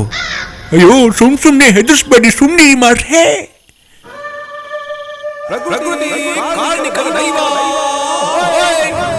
ಹ, ಮತ್ತೆ ಯಾರೋ ಮಾತಾಡಿದ್ರು. ಈಗ ಕೇಳಿಸ್ತಾ? ಅಯ್ಯೋ ನಿನ್ನದೆಂಥ ಉಪದ್ರ, ಯಾರು ಮಾತಾಡ್ತಿಲ್ಲ, ಸುಮ್ಮನಿರು ಮಾರಾಯ. ಸಂಪತ್ತೋ ಭೋಗವೋ ರಕ್ಷಣೆಯೋ? ಇಲ್ಲ ಇಲ್ಲ, ಯಾರೋ ಮಾತಾಡ್ತಿದ್ದಾರೆ. ಎಲ್ಲವೂ ನಿನ್ನದೇನೋ ಮನುಜ. ಇದು ಕಾಡು ಮಾತಾಡ್ತಿದೆ. ಪ್ರಕೃತಿ ಮಾತಾಡ್ತಿದೆ. ನಮ್ಮ ಜೊತೆ ಪ್ರಕೃತಿ ಮಾತಾಡ್ತಿದೆ. ಸರಿಯಾಗಿ ಕೇಳಿಸ್ಕೊಳ್ಳಿ. ಪ್ರಕೃತಿ ಇರೋದು ಮನುಷ್ಯನ ಭೋಗಕ್ಕೋ ಅಥವಾ ರಕ್ಷಣೆಗೋ ಅಂತ ಕೇಳ್ತಾ ಇದೆ. ಎಲ್ಲವೂ ನಿನ್ನದೇನೋ ಮನುಜ ಅಂತ ಪ್ರಶ್ನೆ ಮಾಡ್ತಾ ಇದೆ. ಅಯ್ಯೋ ಇವನದೆಂತಹ ಕಿರಿಕಿರಿ ಮಾರಾಯ. ಪ್ರಕೃತಿಯೆಲ್ಲ ನಾ ಮಾತಾಡ್ಲಿಕ್ಕೆ ಉಂಟ? ಇವನ ಲೇಖಕ ಅಲ್ಲವಾ? ಪುಸ್ತಕ ಬರೆದು ಕಥೆ ಓದಿ ಇವನ ಮಂಡೆ ಹಾಳಾಗಿದೆ. ಬಾಯಿ ಮುಚ್ಚಿಕೊಂಡು ಬಾ ಮಾರಾಯ, ಈ ಪರಿ ಹೆದರ್ಸುದ? ಇಲ್ಲ, ನಿಮಗೆ ಕೇಳಿಸ್ಕೊಳ್ಳೋ ಮನ್ಸು ಹೃದಯ ಇಲ್ಲ, ಅದಕ್ಕೆ ನಿಮಗೆ ಕೇಳಿಸ್ತಾ ಇಲ್ಲ. ನೀ ಪುಷ್ಯ ಬಾ ಇಲ್ಲಿ ಬಾ.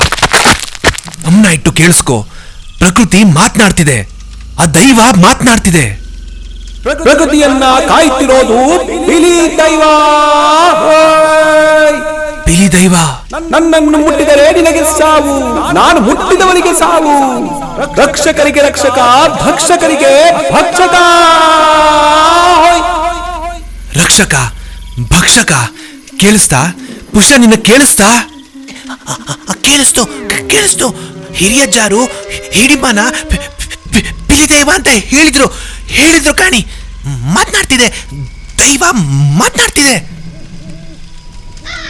ಈ ಮಾಣಿ ನಿನಗೆ ಭ್ರಾಂತಿ ಆಗಿದೆ. ಅದು ದೈವವಲ್ಲವ, ಹಿಡಿಂಬ ಬ್ರಹ್ಮ ರಾಕ್ಷಸವ. ಅದನ್ನ ನಾವು ಮುಗಿಸಬೇಕು.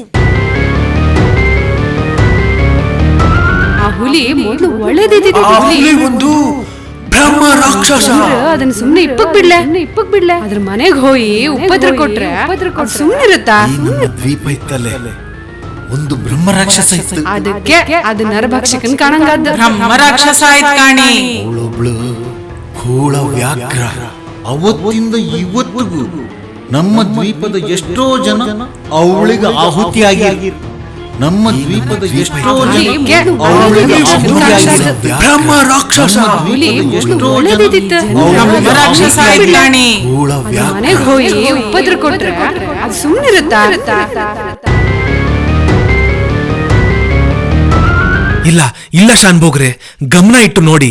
ನಾವು ನಿಂತಿರೋ ಜಾಗ ಹಿಡಿಂಬಾಳ ಮನೆ. ಅದು ಅಲ್ಲಿದೆ ಅವಳು ವಾಸ ಮಾಡೋ ಗುಹೆ. ಅದರ ಮೇಲೆ ಕೇಂದ್ರೀಕೃತವಾದ ಚಂದ್ರನ ಬೆಳಕು, ಕೆಂಪು ಮಣ್ಣು, ಮುಗಿಲೆತ್ತರದ ಮರಗಳು, ಸುತ್ತಲೂ ಹಬ್ಬಿರುವ ಬಲವಾದ ತೋರಣದಂತಹ ಬಳ್ಳಿಗಳು. ದೈವ ಓಡಾಡ್ಬೇಕಾದ್ರೆ ತೊಂದರೆ ಆಗದಿರ್ಲಿ ಅಂತ ಮರದ ತುದಿ ಸೇರಿರೋ ಕಪಿಗಳು, ಗೂಡನ್ನ ಸೇರಿರೋ ಹಕ್ಕಿಗಳು, ಬಿಲವನ್ನು ಹೊಕ್ಕಿರೋ ಸರ್ಪಗಳು, ದೂರದಲ್ಲೇ ನಿಂತು ಊಳಿಡ್ತಿರೋ ನರಿಗಳು. ಎಲ್ಲೆಡೆ ಶ್ರೀಗಂಧದ ಪರಿಮಳ, ಎಲ್ಲ ದಿಕ್ಕುಗಳಲ್ಲೂ ಶಾಂತಿ. ಆಕಾಶದಲ್ಲಿ ಚಂದ್ರದರ್ಶನ, ಹುಣ್ಣಿಮೆಯ ಚಂದ್ರದರ್ಶನ. ಇದು ದೇವಾಲಯ, ದೈವ ವಾಸ ಮಾಡೋ ಜಾಗ, ದಿವ್ಯವಾದ ಸ್ಥಳ. ಅಲ್ಲಿ ಅಲ್ಲಿ ಗುಹೆಯಿಂದ ಹಿಡಿಂಬ ಹೊರಗೆ ಬರ್ತಿದ್ದಾಳೆ. ಪಿಲಿ ದೈವ, ಚಂದ್ರನ ಬೆಳಕಿನಲ್ಲಿ ನಡೆದುಕೊಂಡು ಬರ್ತಿರೋ ಪಿಲಿ ದೈವ ಅದು.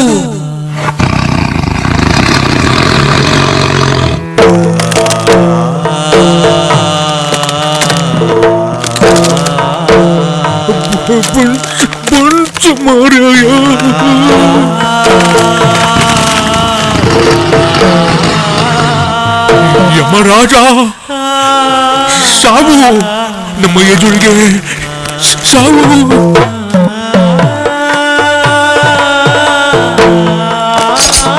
ಶಿಕಾರಿಗಳೇ, ಗುಂಡು ಹಾರಿಸಿ ಮಾಡಿದ್ರೆ ಹುಲಿ ಎಗರಿತು.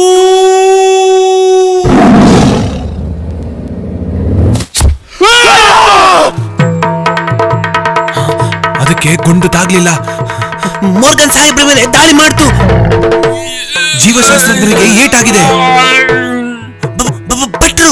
ಭಟ್ರು, ಅಯ್ಯೋ ದೇವರೇ, ಭಟ್ರು ದಿಣ್ಣೆಯಿಂದ ಜಾರಿ ನೀರಿನ ಝಳಿ ಒಳಗಡೆ ಬೀಳ್ತಾ ಇದ್ದಾರೆ. ಹಿಡ್ಕೊಳ್ಳಿ.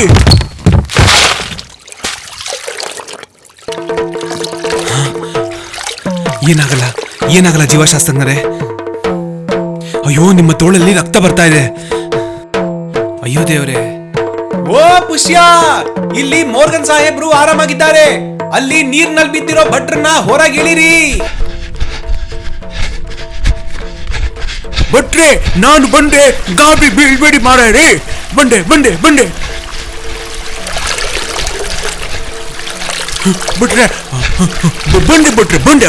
ಅಯ್ಯೋ, ಎಂತ ಉಪದ್ರಮ ರೇ, ಎಂತ ಕರ್ಮ ಮಾರ. ಬನ್ನಿ ಕೈ ಹಿಡಿ ಮೇಲೆ ಕೇಳಿ ಭಟ್ರೆ ಮೇಲೆ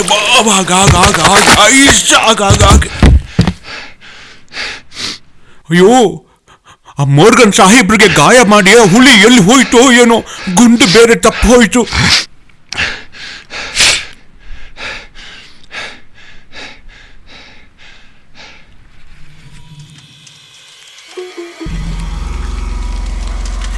ಶಾನ್ ಬೋಗ್ರೆ ಭಟ್ರೆ, ಅಲ್ಲಾಡ್ಬೇಡಿ. ಇದ್ಯಾಕೋ ಮಾರಾಯ, ಎಂತ ಆಯ್ತು? ಹಿಡಿಂಬ ನಿಮ್ಮ ಹಿಂದೆ ನಿಂತಿದೆ.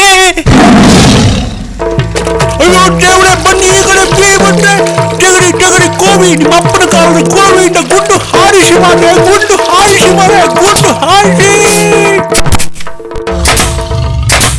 ತಪ್ಪಿಸ್ಕೊಳ್ತು. ಅಯ್ಯೋ, ನೀರಿಗೆ ಬಿದ್ದು ಕೋವಿ ಒಡ್ಡೆಯಾಗಿ ಗುಂಡು ಹಾರ್ತಿಲ್ ಮಾರ್ರೆ. ಪುಷ್ಯ, ಓಡು, ನಿನ್ನ ಬಳಿಯ ಬರ್ತಾ ಇದ್ದೇನೆ. ಓಡು.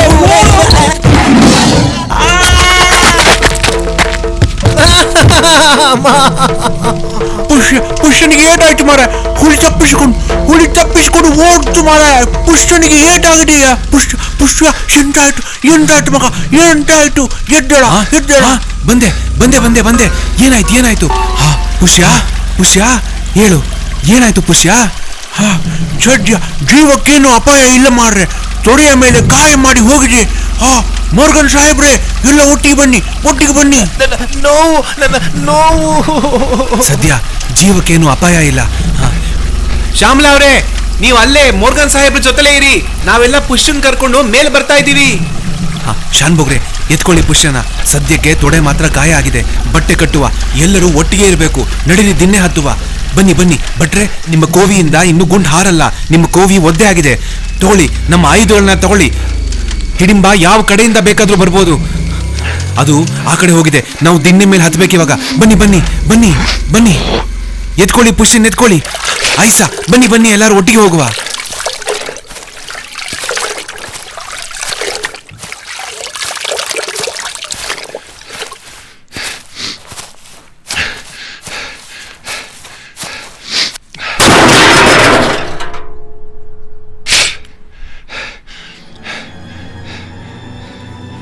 ಇಲ್ಲೇ ಮಲಗಿಸಿ. ಸ್ವಲ್ಪ ನೀರು ಕೊಡಿ. ಇಬ್ಬರಿಗೂ ಏನೂ ಅಪಾಯ ಆಗಿಲ್ಲ. ಜೀವಶಾಸ್ತ್ರಜ್ಞರು, ಪುಷ್ಯ ಇಬ್ರು ಆರಾಮಾಗಿದ್ದಾರೆ. ಗಾಯ ಆಗಿದೆ ಅಷ್ಟೇ. ಅದಕ್ಕೆ ಬಟ್ಟೆ ಕಟ್ಟಿದೀವಿ. ಆದರೆ ಎಲ್ಲರ ಮೈ ಕಣ್ಣಾಗಿರ್ಬೇಕು. ಹಿಡಿಂಬೆ ಯಾವ ದಿಕ್ಕಿನ ಬೇಕಾದ್ರೂ ಇವಾಗ ಎರಗ್ತಾಳೆ ನಮ್ಮ ಮೈ ಮೇಲೆ. ಜೀವಶಾಸ್ತ್ರಜ್ಞರೇ, ನಮ್ಮ ಆತ್ಮರಕ್ಷಣೆಗಾಗಿ ಯಾವುದೇ ಕಾಡು ಪ್ರಾಣಿ ಬರ್ಬೋದು, ಹಿಡಿಂಬ ಬರ್ಬೋದು. ಗುಂಡು ಹಾಸಕ್ಕೆ ತಯಾರಾಗಿರಿ. ಮಿಕ್ಕಿದವರೆಲ್ಲ ಬಲ್ಲೆ, ಚಾಕು, ಕತ್ತಿ, ಕವಣೆ ಹಿಡ್ಕೊಂಡು ತಯಾರಾಗಿರಿ. ಕಲ್ಲು ಮುಳ್ಳು ಏನ್ ಸಿಗೋದು ಹಿಡ್ಕೊಂಡು ತಯಾರಾಗಿರಿ. ಆತ್ಮರಕ್ಷಣೆ ಮುಖ್ಯ. ಈ ಸಮಯದಲ್ಲಿ ಆತ್ಮರಕ್ಷಣೆ ಮುಖ್ಯ. ಹಿಡಿಂಬ ಬಂದ್ಲು. ಹಿಡಿಂಬ ಬಂದ್ಲು. ಪುಷ್ಯ ಕೂಚ್ ಕಡೆಯಿಂದಲೇ ಭಳ್ಳಿ ಯಶಿಯ ತಪ್ಪಿಸ್ಕೊಳ್ತು. ಎಲ್ರು ಈ ಕಡೆ ಬನ್ನಿ. ಈ ಕಡೆಯಿಂದ ಬಂತು. ಹಿಡಿಂಬ ಬಂತು. ಕವಣೆ, ಕತ್ತಿ, ತಪ್ಪಿಸ್ಕೊಳ್ತು. ಆತ್ಮರಕ್ಷಣೆಗೆ ಆ ಕಬ್ಬಿಣ ತಟ್ಟೆ ಹಿಡ್ಕೋ. ಅವಳ ವ್ಯಾಘ್ರನಕದ ಪ್ರಹಾರದಿಂದ ತಪ್ಪಿಸ್ಕೊಳ್ಳೋಕೆ ಆ ಕಬ್ಬಿಣದ ತಡಕೆ ಹಿಡ್ಕೊಳ್ಳಿ. ಕಬ್ಬಿಣದ ತಡಕೆ.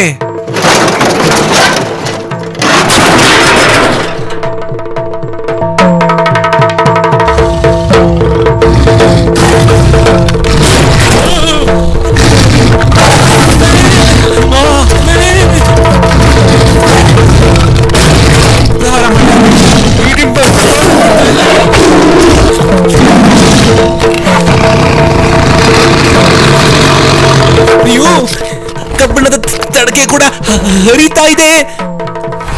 ಅಯ್ಯೋ, ಈ ಮೋರ್ಗನ್ ಸಾಹೇಬ ಎಲ್ಲಿ ಹೋದದ್ದ? ಜೀವಶಾಸ್ತ್ರಜ್ಞರೇ, ಶಿಕಾರಿಗಳೇ, ಎಲ್ಲಿ ಹೋದ್ರಿ? ಅಲ್ಲಿ ಮೋರ್ಗನ್ ಸಾಹೇಬ್ರ, ಅಲ್ಲಿ ಬಂದೂಕು. ಹಿಡಿಂಬ ಮೋರ್ಗನ್ ಸಾಹೇಬ್ರ ಕಡೆಗೆ ಹೋಗ್ತಾ ಇದೆ. ಶ್ಯಾಮಲ ಕವಣೆಯಿಂದ ಹಿಂದೆ ಹೊಡಿತಾ ಈ ಮೋರ್ಗನ್ ಸಾಹೇಬ್ರ ಕಡೆಗೆ ಹೋಗ್ಲಿ ಅದು. ಶ್ಯಾಮಲಾಳು ಕವಣೆಯಿಂದ ಹೊಡೆದಿದ್ದ ಕಲ್ಲು ಆ ಹಿಡಿಂಬಾಳ ಹಿಂಗಾಲಿಗೆ ತಾಗಿ ಅದು ಜೀವಶಾಸ್ತ್ರಜ್ಞರ ಹತ್ರಕ್ಕೆ ಹೋಗ್ತಾ ಇದೆ. ಇನ್ನು ವೇಗವಾಗಿ ಹೋಗ್ತಾ ಇದೆ.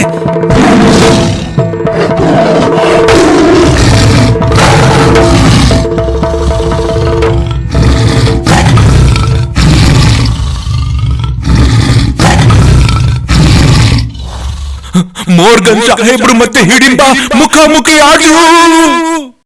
ಕ್ರೂರ ಪ್ರಾಣಿಯು ಬಂದಿತ್ತೋ, ಮನುಷ್ಯನ ಎದುರಿಗೆ ನಿಂದಿತ್ತೋ. ಪ್ರಾಣಿಗೆ ಚೂಪಾದ ಹಲ್ಲಿದೆ, ಮನುಷ್ಯನ ಬಂದೂಕಿನಲ್ಲಿ ಗುಂಡಿದೆ. ಅದರ ಹಲ್ಲು ಬಾರಿ ಹರಿತ, ಇವನ ಗುಂಡಿಗೆ ಕೊಲ್ಲುವ ತುಡಿತ. ಇಬ್ಬರಲ್ಲಿ ಯಾರು ಕ್ರೂರಿಯೋ?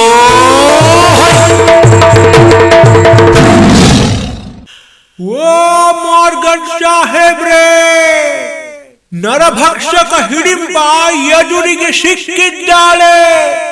ಗುಂಡು ಹಾರಿಸಿ ಬಿಡಿ.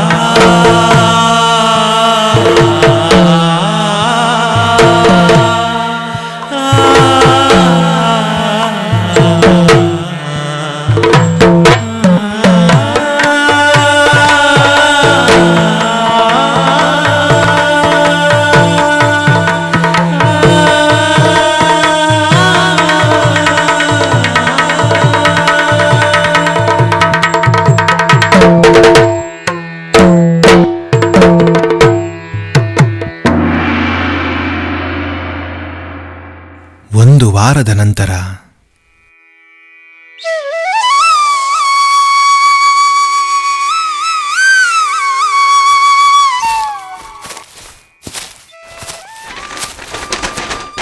ಹಾ, ಇಳಿಸ್ ಇಳಿಸ್ ಇಳಿಸ್, ಜಾಗ್ರತೆ ಇಳಿಸ್ ಮಾರಾಯ. ಹಾ, ಎಲ್ಲ ಸಾಮಗ್ರಿಗಳನ್ನೆಲ್ಲ ಹೋಯ್ ಹಡಗ್ನಲ್ಲಿ ತುಂಬಿಸು. ಲೇಖಕರೇ, ಮೋರ್ಗನ್ ಸಾಹೇಬ್ರೆ, ನಮ್ಮ ದ್ವೀಪಕ್ಕೆ ನೀವು ಬಂದು 2 ವಾರವಷ್ಟೇ ಆದರೂ ನಮ್ಮ ಕುಟುಂಬದ ಹಾಗೆ ಆಗಿ ಹೋಟ್ರಿ ನೋಡಿ. ನಮಗೂ ಅಷ್ಟೇ ಶಾನ್ಭೋಗ್ರೆ, ನೀವೆಲ್ಲರೂ ನಮ್ಮ ಹೃದಯಕ್ಕೆ ತುಂಬ ಹತ್ತಿರವಾಗಿದ್ದೀರಾ. ನಾವಿನ್ನು ಬರ್ತೇವೆ ಶಾನ್ಭೋಗ್ರೆ. ಹಾ, ಹೋಯ್ಟ್ ಬನ್ನಿ, ಜಾಗ್ರತೆ, ಮತ್ತೆ ಬರ್ತೀರಿ ಆಯ್ತಾ?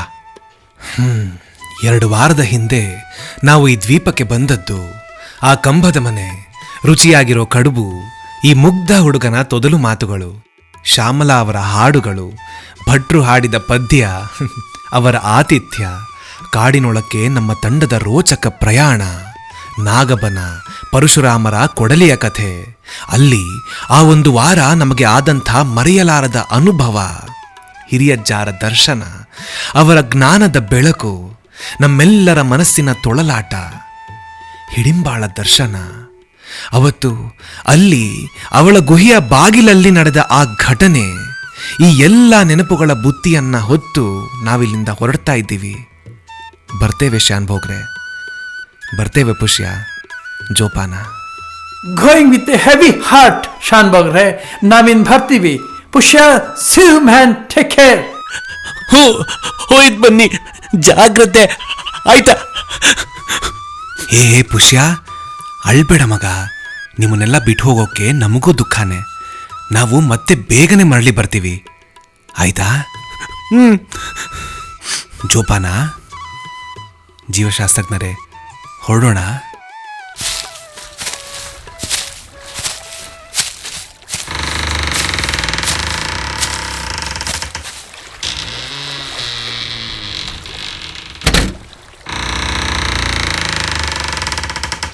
Returning from the woods? Hey, you have a safe journey, sirs.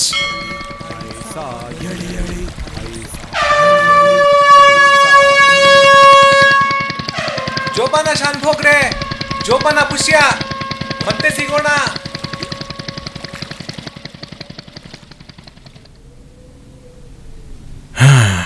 ಅಪರಿಚಿತರಾಗಿ ಬಂದರು, ಮನೆಯವರಾಗಿ ಹೊರಟರು. ಬಾರ ಪುಷ್ಯ, ಹೊರಡುವ.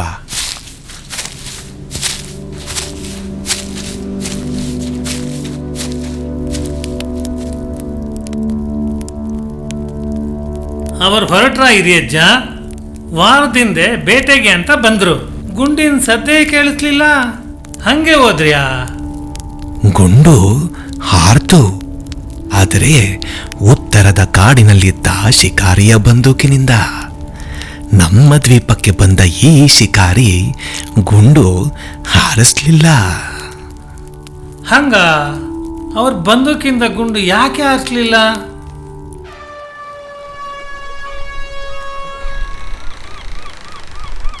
ನೀವು ಗುಂಡು ಯಾಕೆ ಹಾರಿಸ್ಲಿಲ್ಲ? 1 ವಾರದಿಂದ ನೀವು ಯಾರ ಹತ್ರನೂ ಏನು ಮಾತಾಡ್ತಾನೂ ಇಲ್ಲ. ಹೇಳಿ ಜೀವಶಾಸ್ತ್ರಜ್ಞರೇ, ನೀವು ಅವತ್ತು ಗುಂಡು ಯಾಕೆ ಹಾರಿಸ್ಲಿಲ್ಲ?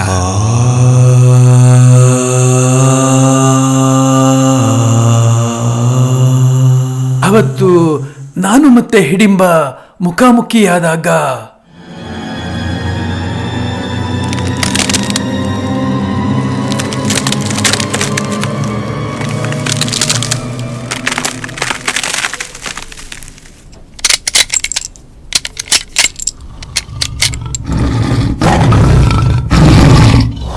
ಅದರ ಕಣ್ಣಲ್ಲಿ ಕಣ್ಣಿಟ್ಟು ನೋಡಿದಾಗ ನಂಗೆ ಹಿರಿಯಜ್ಜ ಹೇಳ್ದ ಮಾತು ನೆನಪಾಯ್ತು. ಬ್ರಹ್ಮ ರಾಕ್ಷಸವ ದೈವವ, ನಿನ್ನ ಅಂತರಾತ್ಮ ಅದನ್ನ ಹೇಗೆ ನೋಡುತ್ತೆ?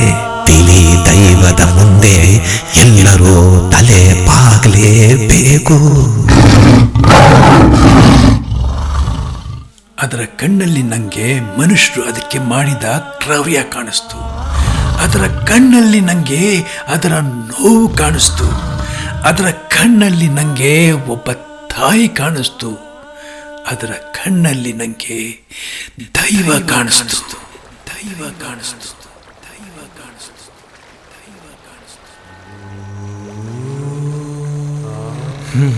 ಹೌದು, ಅವತ್ತು ಆ ಹಿಡಿಂಬಾಳ ಹಿಂದೆ ಅವಳ 2 ಪುಟ್ಟ ಮರಿಗಳು ಅಡಗಿ ನಿಂತಿದ್ವು. ಪಾಪ ಹಿಡಿಂಬ ತನ್ನ ಮನೆ ನಾಶ ಆಗಿ ತನ್ನ ಮಕ್ಕಳಿಗೆ ತೊಂದರೆ ಆಗ್ತಿದ್ರೆ ಆ ತಾಯಿ ಹೇಗೆ ಸಹಿಸ್ತಾಳೆ? ಅದಕ್ಕೆ ಅವಳು ಉಗ್ರ ರೂಪ ತಾಳಿ ದುಷ್ಟ ಮನುಷ್ಯರನ್ನ ಸಂಹರಿಸ್ತಿದ್ಲು.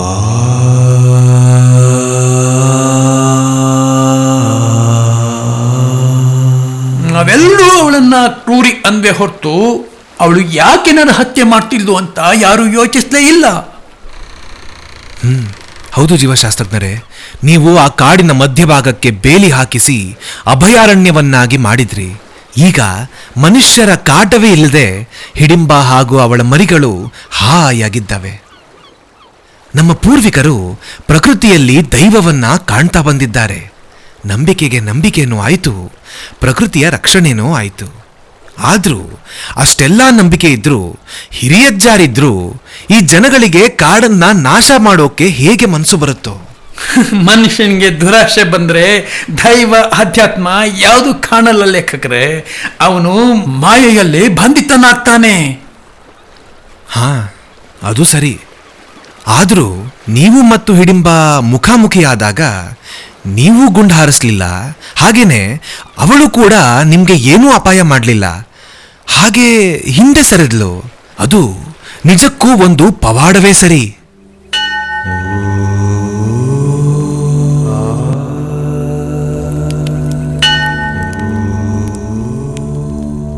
ಪವಾಡ.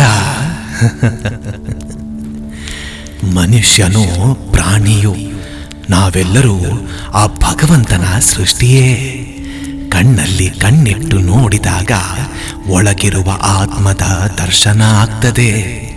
ಅವತ್ತು ಹಿಡಿಂಬಾಳಿಗೆ ಶಿಕಾರಿಯ ಕಣ್ಣಲ್ಲಿ ತನ್ನನ್ನ ಕೊಲ್ಲೋ ಉದ್ದೇಶ ಕಾಣಿಸ್ಲಿಲ್ಲ. ಅದೇನು ಬ್ರಹ್ಮ ರಾಕ್ಷಸನಲ್ಲ, ನರಭಕ್ಷಕನಾಗಿ ಪರಿವರ್ತನೆಗೊಂಡ ಒಂದು ಹುಲಿ. ಅದು ಬರೀ ನರಭಕ್ಷಕ ಅಲ್ಲ, ಅದು ಒಂದು ಹುಲಿ. ಅದು ಬರೀ ಹುಲಿ ಮಾತ್ರ ಅಲ್ಲ, ಅದು ದೈವ. ಅದು ಅದು ಬಿಳಿ ದೈವ. ದೈವ ಅಂದ್ರೆ ಪ್ರಕೃತಿ. ಅದು ಪ್ರಕೃತಿ. ನಾವೆಲ್ಲರೂ ಪ್ರಕೃತಿಯ ಒಂದು ಭಾಗ. ನಾನು, ನೀನು, ಪ್ರಾಣಿ, ಪಕ್ಷಿ, ಗಿಡ, ಮರ, ನದಿ, ಬೆಟ್ಟ ಎಲ್ಲ ಪ್ರಕೃತಿಯ ಒಂದು ಭಾಗ. ಮನುಷ್ಯ ಪ್ರಕೃತಿಯನ್ನ ರಕ್ಷಣೆ ಮಾಡುವಷ್ಟು ದೊಡ್ಡವನಲ್ಲ. ಅದು ತನ್ನ ರಕ್ಷಣೆ ತಾನೇ ಮಾಡಿಕೊಳ್ತದೆ. ಅವನು ಪ್ರಕೃತಿಗೆ ಹಾನಿ ಮಾಡದೆ ಬದುಕಿದರೆ ಅಷ್ಟೇ ಸಾಕು ಅಲ್ದಾ?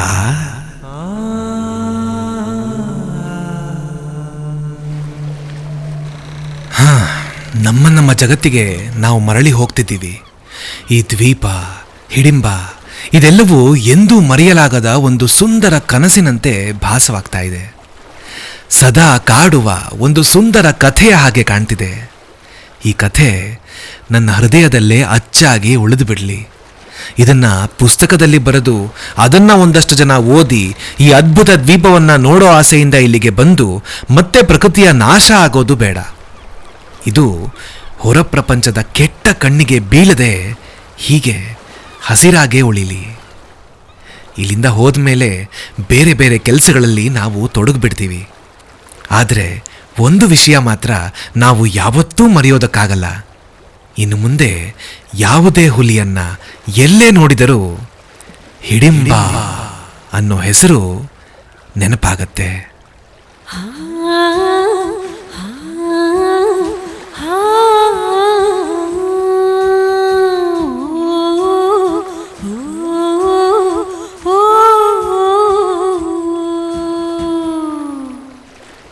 ಇಲ್ಲಿಗೆ ಹಿಡಿಂಬ ಧ್ವನಿ ನಾಟಕ ಮುಕ್ತಾಯವಾಗುತ್ತದೆ. ಶುಭಂ. ಹಿಡಿಂಬ ಧ್ವನಿ ನಾಟಕದಲ್ಲಿ ಭಾಗವಹಿಸಿದ ಕಲಾವಿದರು: ಜೀವಶಾಸ್ತ್ರಜ್ಞರ ಪಾತ್ರದಲ್ಲಿ ಶ್ರೀ ಶಿವರಾಮ್ ಬಿ, ಲೇಖಕರು ಮತ್ತು ಪುಷ್ಯ ಮತ್ತು ಶಾನುಭೋಗರು ಮತ್ತು ನೆರೆಮನೆಯವರು ಮತ್ತು ಮರಗಳ್ಳ ಮತ್ತು ಬೇಟೆಗಾರರು ಮತ್ತು ಅಶರೀರವಾಣಿ ಮತ್ತು ಹಿರಿಯಜ್ಜಾರ ಪಾತ್ರದಲ್ಲಿ ಹಾಗೂ ಆಲಾಪ ದೋರ ಹರ್ಷವರ್ಧನ. ಶ್ಯಾಮಭಟ್ಟರ ಪಾತ್ರ ನಿರ್ವಹಣೆ ಹಾಗೂ ಹಿನ್ನೆಲೆ ಗಾಯನ ಶ್ರೀ KS ಉಮೇಶ್ ಪ್ರಭು. ಅರಣ್ಯದಲ್ಲಿ ವಾಸಿಸುತ್ತಿರುವ ದಂಪತಿಗಳ ಪಾತ್ರದಲ್ಲಿ ಶ್ರೀ ಲೋಕರಾಜ್ ಮತ್ತು ಶ್ರೀಮತಿ ಮೀನಾಕ್ಷಿ. ಶ್ಯಾಮಲಾಳ ಪಾತ್ರ ನಿರ್ವಹಣೆ ಹಾಗೂ ಆಲಾಪ ಹಾಗೂ ಹಿನ್ನೆಲೆ ಗಾಯನ ಶ್ರೀಮತಿ ನಯನಾ ಹರ್ಷ. ಧ್ವನಿ ನಾಟಕದ ಕಥೆ, ಸಂಭಾಷಣೆ, ಸಂಗೀತ, ಸಂಕಲನ ಹಾಗೂ ನಿರ್ದೇಶನ ದೋರ ಹರ್ಷವರ್ಧನ.